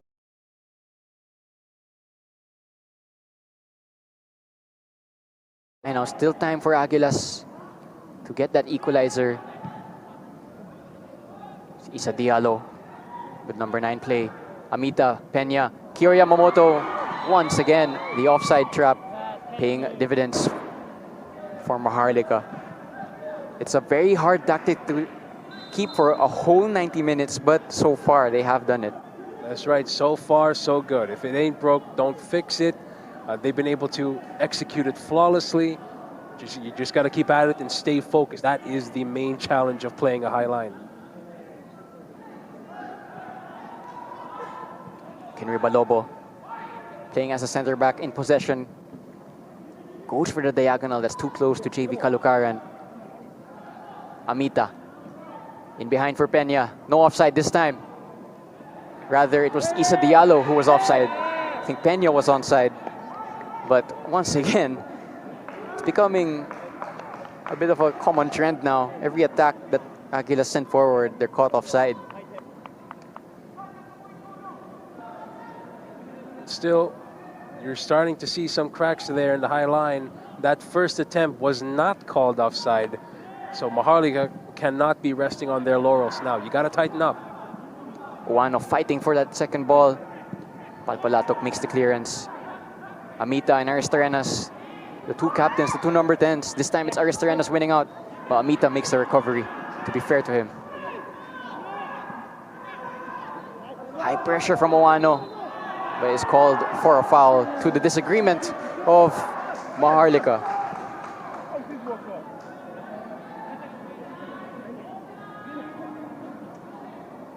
I can just hear, I think it's Mike Menzi, I can hear him shouting for his team to hold the line. He is signaling to stay as high as possible to call their opponents offside. You can look at it right here. You can almost see it at the halfway line. Very high line from Maharlika. Exactly. It wasn't caught on camera, but they were perfectly aligned. That's the shape that they want to stay in. And Mike Menzi, of course, being the shot caller in that position, it falls onto him to keep everybody else in line. Of course, he is a captain for a reason, because of how much he communicates. No foul called against Peña, but they couldn't take advantage of it. Jinyon Kim, Palpalatok really tight to him, so he's forced backwards. Balobo starting to build up once again. This time, he finds that entry pass into midfield. Maharlika go for the diagonal towards Cho. Kalukaran read it well, but the clearance is not good. Byung-Suk Kang picks it up. Cho. Cutting inside. Goes for the cross, looking for Jinyon Kim. Looking for the cutback, it drops back to him. Jinyon Kim. One-on-one against Palpalatok. In by Ebarle. Yunsu Park. Oh, what a chance! But what a sequence that is by Maharlika. You can see they're really easing into their game. They're playing the style that they want to play. They're executing it effectively. They just got to make it count now. Take a look at this replay here by Cho. They went from right to left, then centrally for that final shot. Couldn't hit the target from there, but great work from Jinyon Kim to keep the ball in play. And this is a really good chance from Yunsu Park. The ball was slightly bouncing. Very hard shot to get on target, but that was a good chance nonetheless for Maharlika. And I don't think we caught that on replay, but Coach Moon Hong nodding in approval. That is exactly how he set his boys up to play. He loves what he's seeing. He just wants a bit more now, a bit more to really put this game away. 61 minutes played. Scoreless in the second half. Very, very open match. If you missed it, it was a penalty from Cho Woyuk that made the difference. After Mike Menzi won the penalty off a set piece. Diego Cordero alongside Ed calling this one for you. Cartalarok. Kalukaran, the back heel. Crossing opportunity in towards an Aguilas shirt. But the contact from Yamamoto, not clean, not crisp, and not clinical. That was their biggest chance in the second half. That was their best chance in a long time. And just lacked the power there. Disappointing there for the Aguilas. And a sigh of relief there for Kenry Balobo. An easy catch for him in the end. A reminder also that Maharlika's lead is very slim and could easily be pulled back. But here's Aristarenas, no offside. Aristarenas makes it 2. What a goal by Jarell Aristarenas. Composed from the captain. The ball in behind was timed to perfection. No offside. And Aristorenas leading by example as the team captain. Take a look, take us through this finish, Ed. Let's take a look at this here. What a clever ball there from the midfield. Finds a line-breaking pass to Jarell Aristorenas. Again, it's those line-breaking passes, finding the right man at the right time. Jarell Aristorenas is now the club's leading goal scorer with 5 this season. What a finish that is to put it past Iko Mangawang. There's a commotion also in the dugout. Not too sure what's happening. But Jarell Aristorenas making it 2. He didn't have a lot of space to get that shot on target. Iko Mangawang was rushing out, and if you're a goalkeeping coach, you'd probably say Mangawang was positioned pretty well to make that stop, but Aristorenas still able to squeeze it in. Iko Mangawang, you got to feel for him. I felt like he made the choice that he thought was right, but in the end, it was one-on-one. You can't really do much in that scenario. His defense just wasn't able to help him that time. Mounted to climb now for the Aguilas. And for Maharlika, keep your top 6 aspirations alive if you get 3 points. And there's a heavy challenge from Peña. Probably out of frustration if you're Aguilas. You could just feel the tension at Rizal Memorial Stadium. You could cut it with a knife. Everybody is trying to put this game away. Aguilas, the frustrated of the two, probably felt that some calls didn't go their way here. If this result holds, it will be the second time that Maharlika were able to get a win over a top 6 rival. Their first came against Stallion in that first round, but other than that, it's been loss after loss against top 6 rival. They did hold Stallion once again to a draw, but they should have won that match in all honesty. Aguilas, on the other hand, still above Maharlika even if this result holds, but not ideal to have it be closer for those top 6 spots. And just circling back to that last year game, I believe it was November 2025, Maharlika against Stallion Laguna. This game that we're seeing here against Aguilas, this is the most complete Maharlika performance we have seen since then. I believe if you take a look at Maharlika's true potential, you're seeing a glimpse of it here, right now. Left it slightly late in the season, but better late than never. Don't count them out of the top 6 just yet. Have another chance here. Bumsok Kang. Still going. Bumsok Kang goes for the cutback. Iko Mangawang with the catch, but it was a very mazy run from the right back, and no one could get near him. Bumsok Kang playing with so much confidence. He's dancing with those Aguilas defenders there. Didn't get the cross that he wanted. Iko Mangawang was right there to stop him. But still, if this whole team can play with that much confidence, they can do a whole lot more damage than just 2-0. Amita wants to change things up. Goes for the ball in behind. No offside this time. Isa Diallo goes for support. Good tackle from Enzo Lucindo. Here's Peña. Good tackle from Jarell Aristorenas, who's going to drive a counterattack. Looking for Owano, who's onside. Oh, that is. He's onside. No goalkeeper. It's an open goal for Ivan Owano. Goes for the shot, but couldn't find it. It remains 2-0. Chance for it to become 3. Ivan Owano couldn't get out on target. Aristorenas was also charging into the penalty box for that cross, but he couldn't be found. Ivan Owano, perhaps he found himself too open. Too much time to think. He probably overthought that one. He could have just tapped it straight into the goal, but then again, only the players would know what they're seeing over there. But still, what a chance that could have been. And that's the risk that's going to come with this match.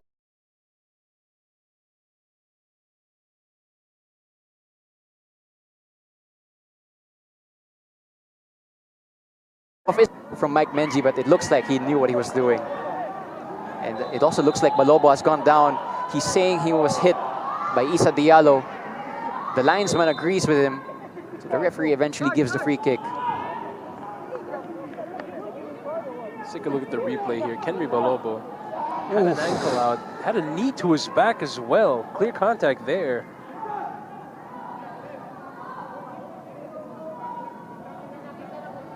Well, Kenry Balobo was on the end of a pretty nasty collision there.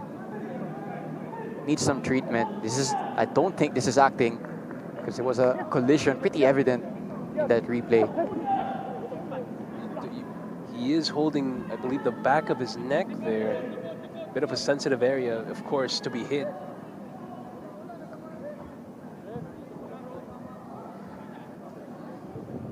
Take another look here. Maloba had the ball, tried to collect it. And here comes the knee from Issa Diallo. It does hit his back, but it's not in the area at which Maloba's holding. So you could make a case here that Maloba's taking some time off the clock. He is back on his feet, Kenry Balobo, so he's going to restart the play here. His clean sheet still intact. Just over 20 minutes for that clean sheet to remain intact, but good distribution from the goalkeeper to Byum-Suk Kang, who's completely open. That's an obvious foul by Cartalarok, and that's going to be a card from the referee. That is a clear frustration foul from Cartalarok. Uncharacteristic of him. Typically, you'd count on him to make smart defensive stops, but in this case, he just straight up grabs Byum-Suk Kang. That's the value you also get with Kenry Balobo. You're being faced with a high press from Aguilas, but you're able to find the spare man with a clever chip ball. And that's why he is also one of those captains for Maharlika. Here's Mike Menzi. Excellent switch of play to Cho. They have numbers again. Couldn't find the pass to Owano. But every time Maharlika go forward, you can just sense there's a little bit of space for them to exploit.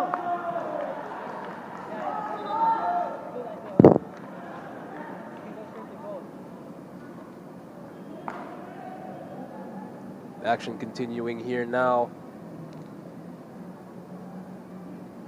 We're going to restart the play from a throw-in, I believe. But what a game this has been so far. 100 miles an hour, both sides giving it their all. Maharlika being the more successful of the two. Aguilas starting to show a little bit of desperation here, making some uncharacteristic fouls. But let's see if they can smarten up and try to get back into this game. We do have 20 minutes left to go. A lot can happen in 20 minutes.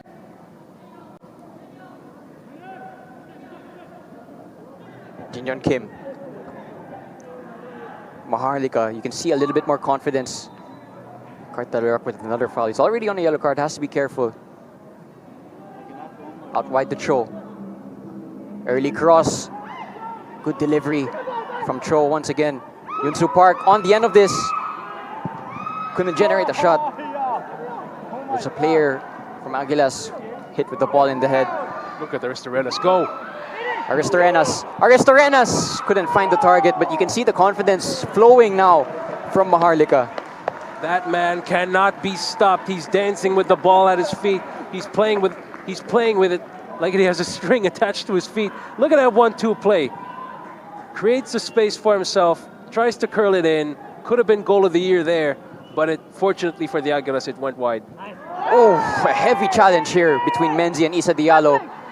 Referee might need to stop the game because Menzi took a hit there. And Mike Menzi is still on the ground. I don't believe he has moved up. Never mind, he has moved right there. But once again, Mike Menzi giving his all. Let's take a look at the replay here. Heavy landing as well from Mike Menzi, but he does look like he will be okay. He's getting back on his feet. That's the type of fight that won him the penalty, and at the moment will contribute to a 3 points for Maharlika against a direct rival. 2 changes also for Aguilas. Peña's day is done. He will be replaced by the other Talarok, Richard Talarok, as well as Fujihira is going to come on for Jibrila. And game number 24, Mikhail Jibrila, is replaced by Key substitutions here for the Aguilas, trying to tactically adjust against Maharlika. Maharlika, they've been enjoying so much free-form football in the past 20 minutes or so. Aguilas, they want a way to stop that and get some possession of their own. If you recall, Diego, in the first half, they were doing much of the controlling, but the script has completely flipped here in the second half. Here's Owano, one-on-one against Palpalatok. Has a player outside to his left. Couldn't find him. Will Owano keep this in? He does, but Mangawang quick off his line. You can just see Owano, ever since his introduction, has been a pest for the backline of Aguilas. And in his time on the pitch, he's already had almost like one clear chance with an empty net and goal. Another chance there. A foul here by Mike Menzie.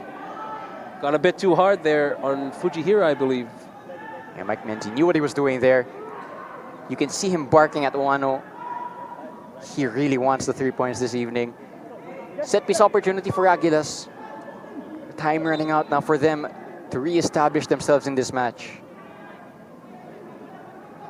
A hard knock taken here by Fujihira. He's holding the back of his neck. Not a good sign, but he's able to walk it off. So he should be good for the rest of the night.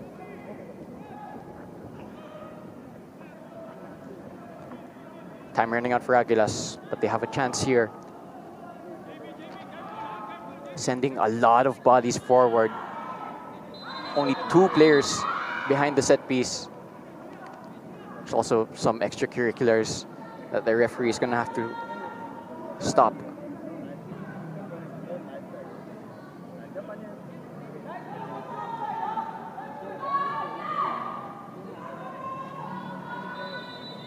Set piece will eventually come in. Very direct cross in towards the dangerous area, but it was slightly too deep.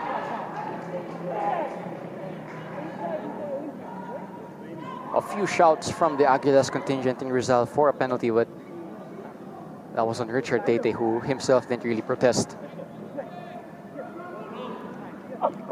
Maharlika, even though they're 2-0 up and there's 15 minutes left, they're going to opt to continue playing out from the back, which is a brave strategy, but one that has worked.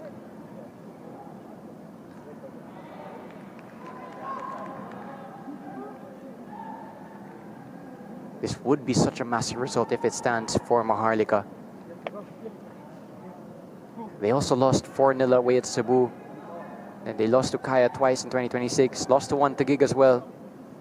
Couldn't beat Stallion after leading that match. So it's been a while since they've won against one of the bigger teams in the PFL. But they're getting closer to doing just that. Ares Terrenos picks up the loose ball, looking for Jinyon Kim. Cleared by Palpalatok. Great touch from Jinyon Kim. Smart pass to Byum-Sok Kang. But he loses out. Here's JV Caloocan. Potential counter-attack for Aguilas. Maharlika, to be fair to them, got back in their shape pretty quickly.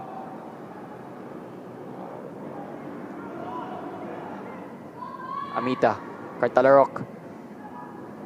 Looking for his brother, but he couldn't find him. Now it's Maharlika with the potential counter. And that's an obvious foul once again from Cartalarok, who he himself is also on a yellow card.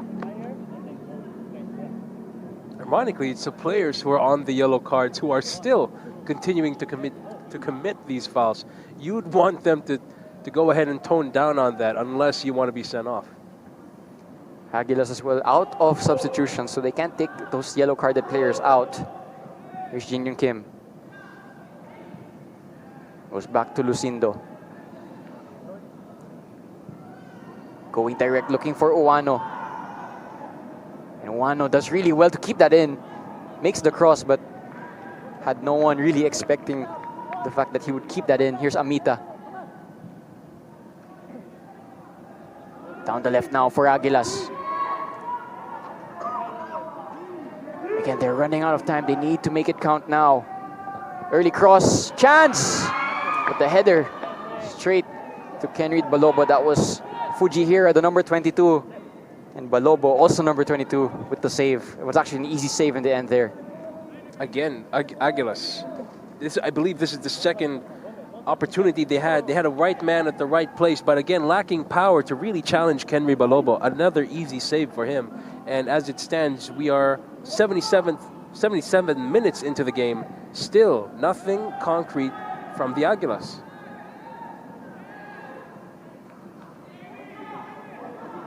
They've not been on a good run of form, which probably isn't what they deserve, especially away at Cebu. It's very brutal.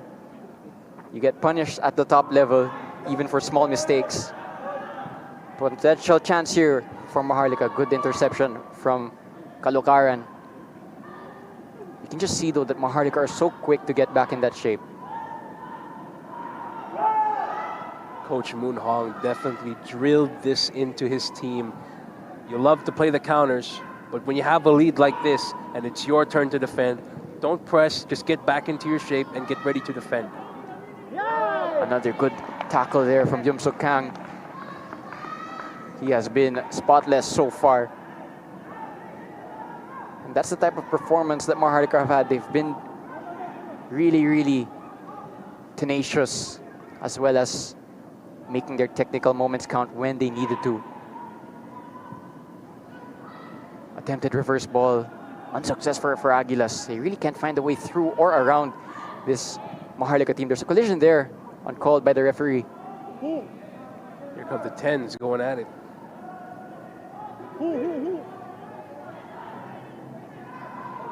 Urgency required if you're Aguilas. Palpalatok down the right. Can he work out the cross? He does. But he couldn't find a teammate. Amita thought about the shot for a second. Cartalarok. Very, very compact shape for Maharlika. Chance may be here. Attempted pass is too close to Byum Suk Kang. Their defensive shape, Maharlika, very compact, very solid, very irresolute. And Aguilas are having trouble going through it.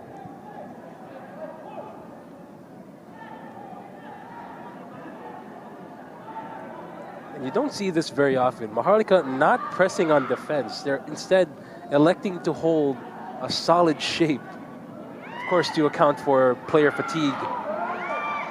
But it's worked out well. Here comes a counter by Maharlika.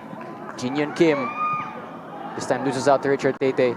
Mike Menzi was in full throttle for that challenge. Referee has reached into his pocket. Mike Menzi went into that one with a lot of force, and he's gonna walk away with a yellow card. Deserved yellow there for Mike Menzi. He went in that too hard. Look at the replay here. Crunching tackle by Mike Menzi on Cartalarok. Yes, Cartalarok, who is now getting up off the ground. It's good to see that he doesn't stay down for long, but still a good chance for Aguilas to restart the play here. Mike Menzi will argue he got the ball. Did look like he went through the man to get it. So far in this match, Mike Menzi has gone 100% into those challenges. This time, though, he is late to that one. Iko Mangawang is going to take this set piece. They need to send more bodies forward now, but that's going to be too close to Kenry Balobo. Goalkeeper to goalkeeper there.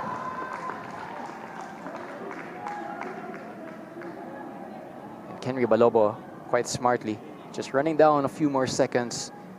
Getting really close now, Maharlika, to this result. Clean sheet would be massive as well. Here's Aristarenas in a pocket of space. Aristarenas unable to find a teammate. There is space to counter though if you're Maharlika. So Aguilas have to be careful of that as well.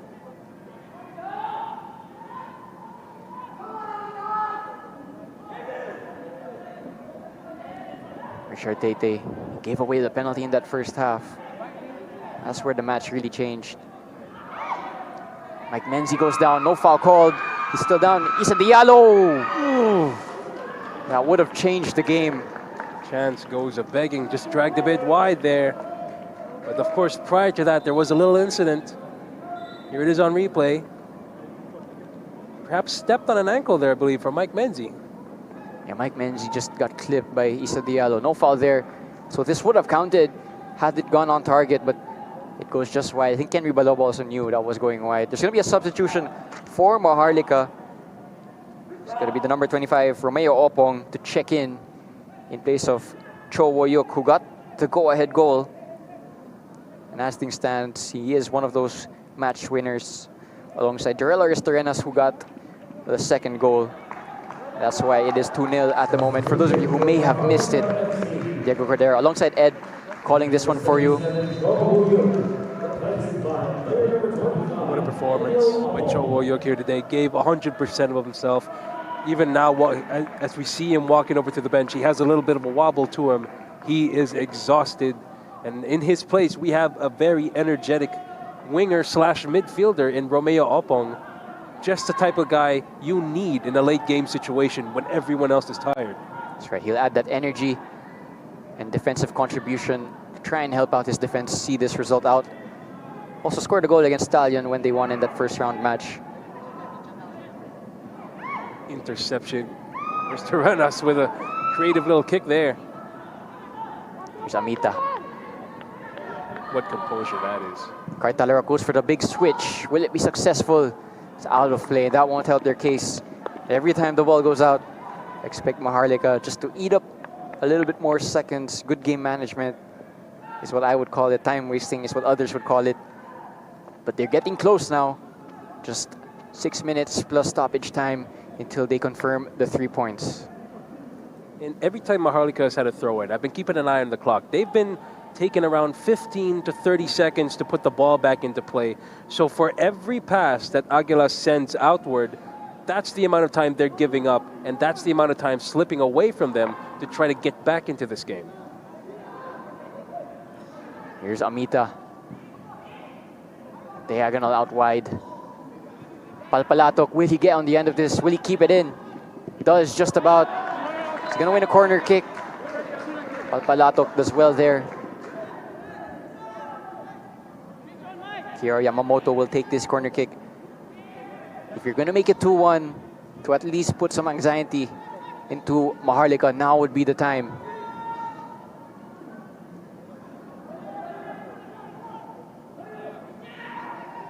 Left-footed delivery from Yamamoto. 4 assists. The top assister of his team. Needs to do it a 5th time here. In by Yamamoto. Unable to find the teammate. This player down for Maharlika, it's Oano. Ball will come into the penalty box. Actually a shot from that angle. Took a deflection though, so it's going to be another corner kick for Aguilas. We're running out of time.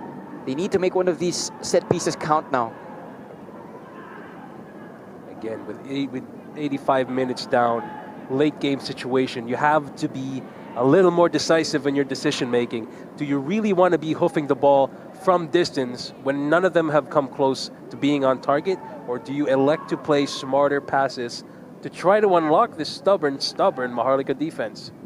In-swinger sent in. Header cleared by Maharlika. They survive. They're going to try to launch a counterattack. But Opong, rather smartly, just waits for the throw-in. And they're going to take their time to take this one as well.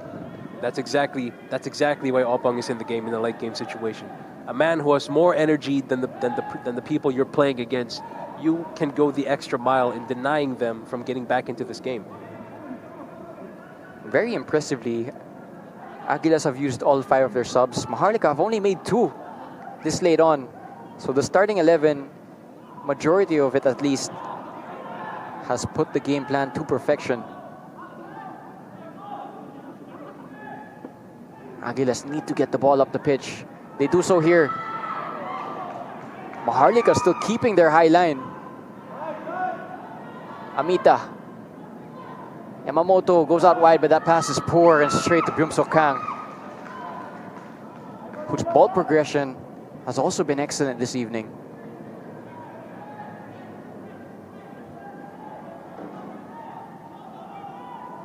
Lucindo to Byum-Sok Kang. So press resistant in the way he dribbles. Look at this. This is exactly the type of play Maharlika is known for, playing out of defense. Though they didn't nail the final pass there on that occasion, still, what they're capable of is very impressive. Isa Diallo goes for the cross, but that's mishit straight to Ivan Oano. Potential counterattack here. Could have been ugly there. Cartalarok now in the midfield. Started as the winger. Take a look at Aristorenas' energy, though. Not playing like a man who's been playing almost 90 minutes. Once again, more dogged defending by Maharlika. Potential counter here. Ivan Oano couldn't get it under control. Pass from Tete is too close to Mike Menzi. He's going to call his goalkeeper here. That might be a foul. The referee is telling both players to get up. Mike Menzie just giving his all to protect Kenry Baloba and his team's goal. He's still down. Looks to be in a lot of discomfort. Play's not stopping here. Could get messy for Maharlika. Referee's finally going to stop the game for Mike Menzie's injury. What a disaster that would have been. A man down, your most impactful defender tonight, all game, and still the play still going against you. He went down after a challenge against Issa Diallo, but there was no foul called. Here's the replay on that incident. Was obviously tripped by Issa Diallo, but where the injury happened specifically, I can't really tell.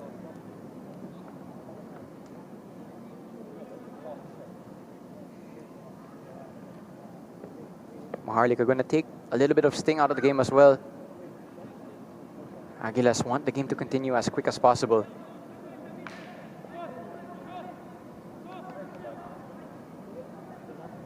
Menzie appears to be back on his feet, but he is on the touchline for now to get some of that magic spray on his right calf, I believe. Mike Menzie does look fit to continue. If Maharlika are going to make that late charge into the top 6, he is a player you need for all of your games.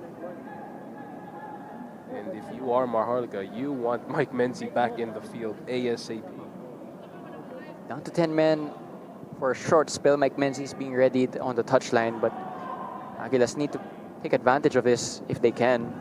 Maharlika very close now to the 3 points. 5 minutes of additional time. Would be their second win on a row. Should match their best run this season. Their next game is against Tuloy FC on April 11. But they need to close out this match in the final 5 minutes. Doesn't get any easier also for Aguilas. They will be up against Kaya on April 12. Yamamoto goes for the diagonal. Richard Talarok cuts inside, trying to beat his defender. Has an overlap in Yamamoto. The pass in field was misplaced. Mike Menzie checks back on. Again, poor decision making. That was a golden opportunity to try and score against a Mike Menzie-less Maharlika side. And offside trap paying off yet again. Look at the time and look at the tactic. You're leaving so much space to be exploited, but because of how well drilled you are, still able to call that offside trap. Imagine the frustration these Aguilas forwards must be feeling. You're unable to make anything concrete out of the chances that you have, and still you're not able to really bypass that high line that Maharlika is putting up against you. Player down here as well for Maharlika. They're also readying 2 changes. They're going to make a last-minute change, it looks like, because they now have a player down. Kashiwabara. And one more player will check in, looks like Rilio Raza. Player needs to be stretched off here, actually. It's Dina Barle, one of your captain figures as well. That would make him the second Maharlika player being stretchered off tonight. Of course, one is already bad enough. But to have 2 stretchered off, you gotta hope that it's nothing serious. You're gonna need every man you can get to make that championship round charge.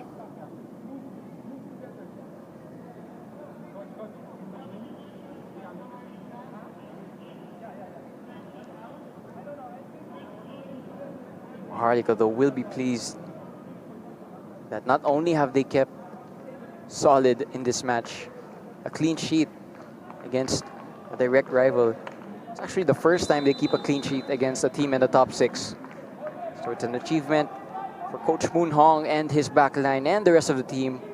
It was a very cohesive unit, and that's why, so far, Aguilas haven't been able to score. Aguilas, though, didn't help themselves at times, it must be said. They had so many clear chances that just went begging. Unable to really convert those golden opportunities. And now they have nothing, they have no one to really blame but themselves. Confirmation of the subs. Rilio Raza will check in for Dine Barle, who got stretchered off. Jin Young Kim will also check off in place of Kashiwabara. Barle is replaced by player number 8, Nathan Rilio Raza. again, Aguilas. You think back now to that first half of the first half where they were the dominant team in possession. Their best chance was that one for, I think it was Richard Tate in the first half, off a set piece that went just wide. So they weren't able to take advantage in that spell. And they get punished for that. Speaking of Richard Tate's chances, that one beautiful through ball he played earlier in the first half, that really should have unlocked the defense because it bypassed every single Maharlika player except the goalkeeper. Fine margins have decided this football match. It's Maharlika who have taken their chances, and it's Aguilas who will rue theirs. 1 minute left of open play. They're going to go long now, but that's too close to Kenry Balobo. That might be the clean sheet. Kenry Balobo is going to run down a few more seconds. And he's telling his team to go long. No playing out this time around. Taking no chances. You want to keep your clean sheet. You want to hold on to your win. Just stick to what you know and get that ball out of your own half. Opong nearly on the end of this, but Iko Mangawang able to gather that just about. JP Kalakaran goes down as well. 20 seconds just about left before the full-time whistle. It's been a very tough evening for Aguilas. Back to the drawing board for Coach Bing and company. But for Coach Moon Hong and company and the rest of the squad, they pulled themselves back into that fray of the top six and they opened things up. That's going to be another offside. Again, great high line from Maharlika. Just unable to bypass this Maharlika high line. Nothing they've tried today has been working. Offside traps, very hard to maintain for the full 90 minutes. But credit where credit is due. That's what Maharlika have done. Offside traps, a tactic that needs concentration for the whole game, and to be fair to them, they've done it. This might very well be the closing sequence of this fantastic game.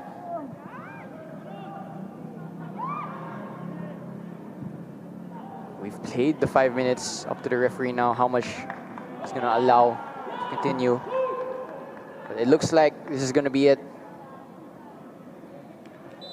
There you have it, full time. Maharlika 2, Aguilas 0. They get another win against the top 6 rival. They keep a clean sheet as well. And they pull themselves back in to that top 6 battle. They've opened it up. And they're going to make the next few match weeks very interesting. What did you make of Maharlika tonight, Ed? Maharlika today played their best football since the first round. They're in that 3-1 win over Stallion, I believe. They were complete, defensively organized. They were making those clear passes. Everything was working according to plan here today. So bravo to Maharlika, a well-deserved win for them. Goals from Cho and Aristorenas in the first half and second half is the reason why it's 2-0 in favor of Maharlika. For Aguilas, back to the drawing board before their game against Kaya. We're going to have an international break for now, so there's going to be a couple of weeks without PFL action. But don't go anywhere because the season is really starting to heat up. Diego Cordero alongside Ed for the 2 matches tonight. Thank you so much for joining us, and we'll see you in a couple of weeks.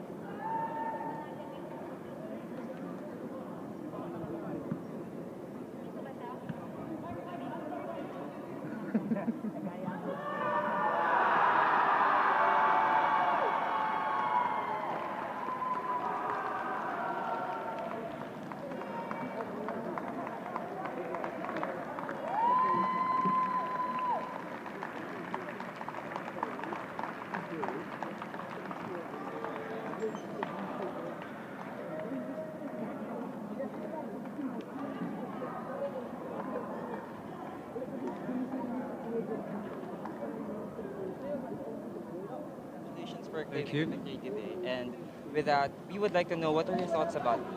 Oh, definitely. Good. John?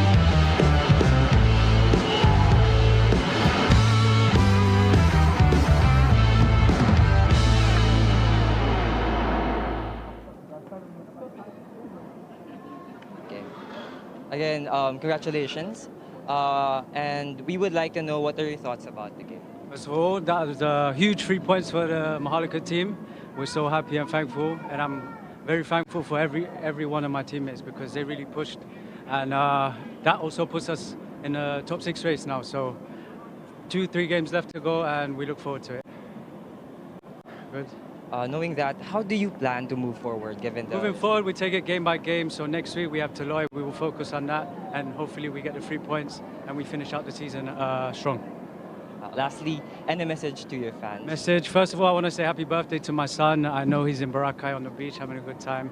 First of all, and I want to say I love you guys. And to all my Maharlika family, yeah, thank you for the continuous support, everyone. Good, thank you.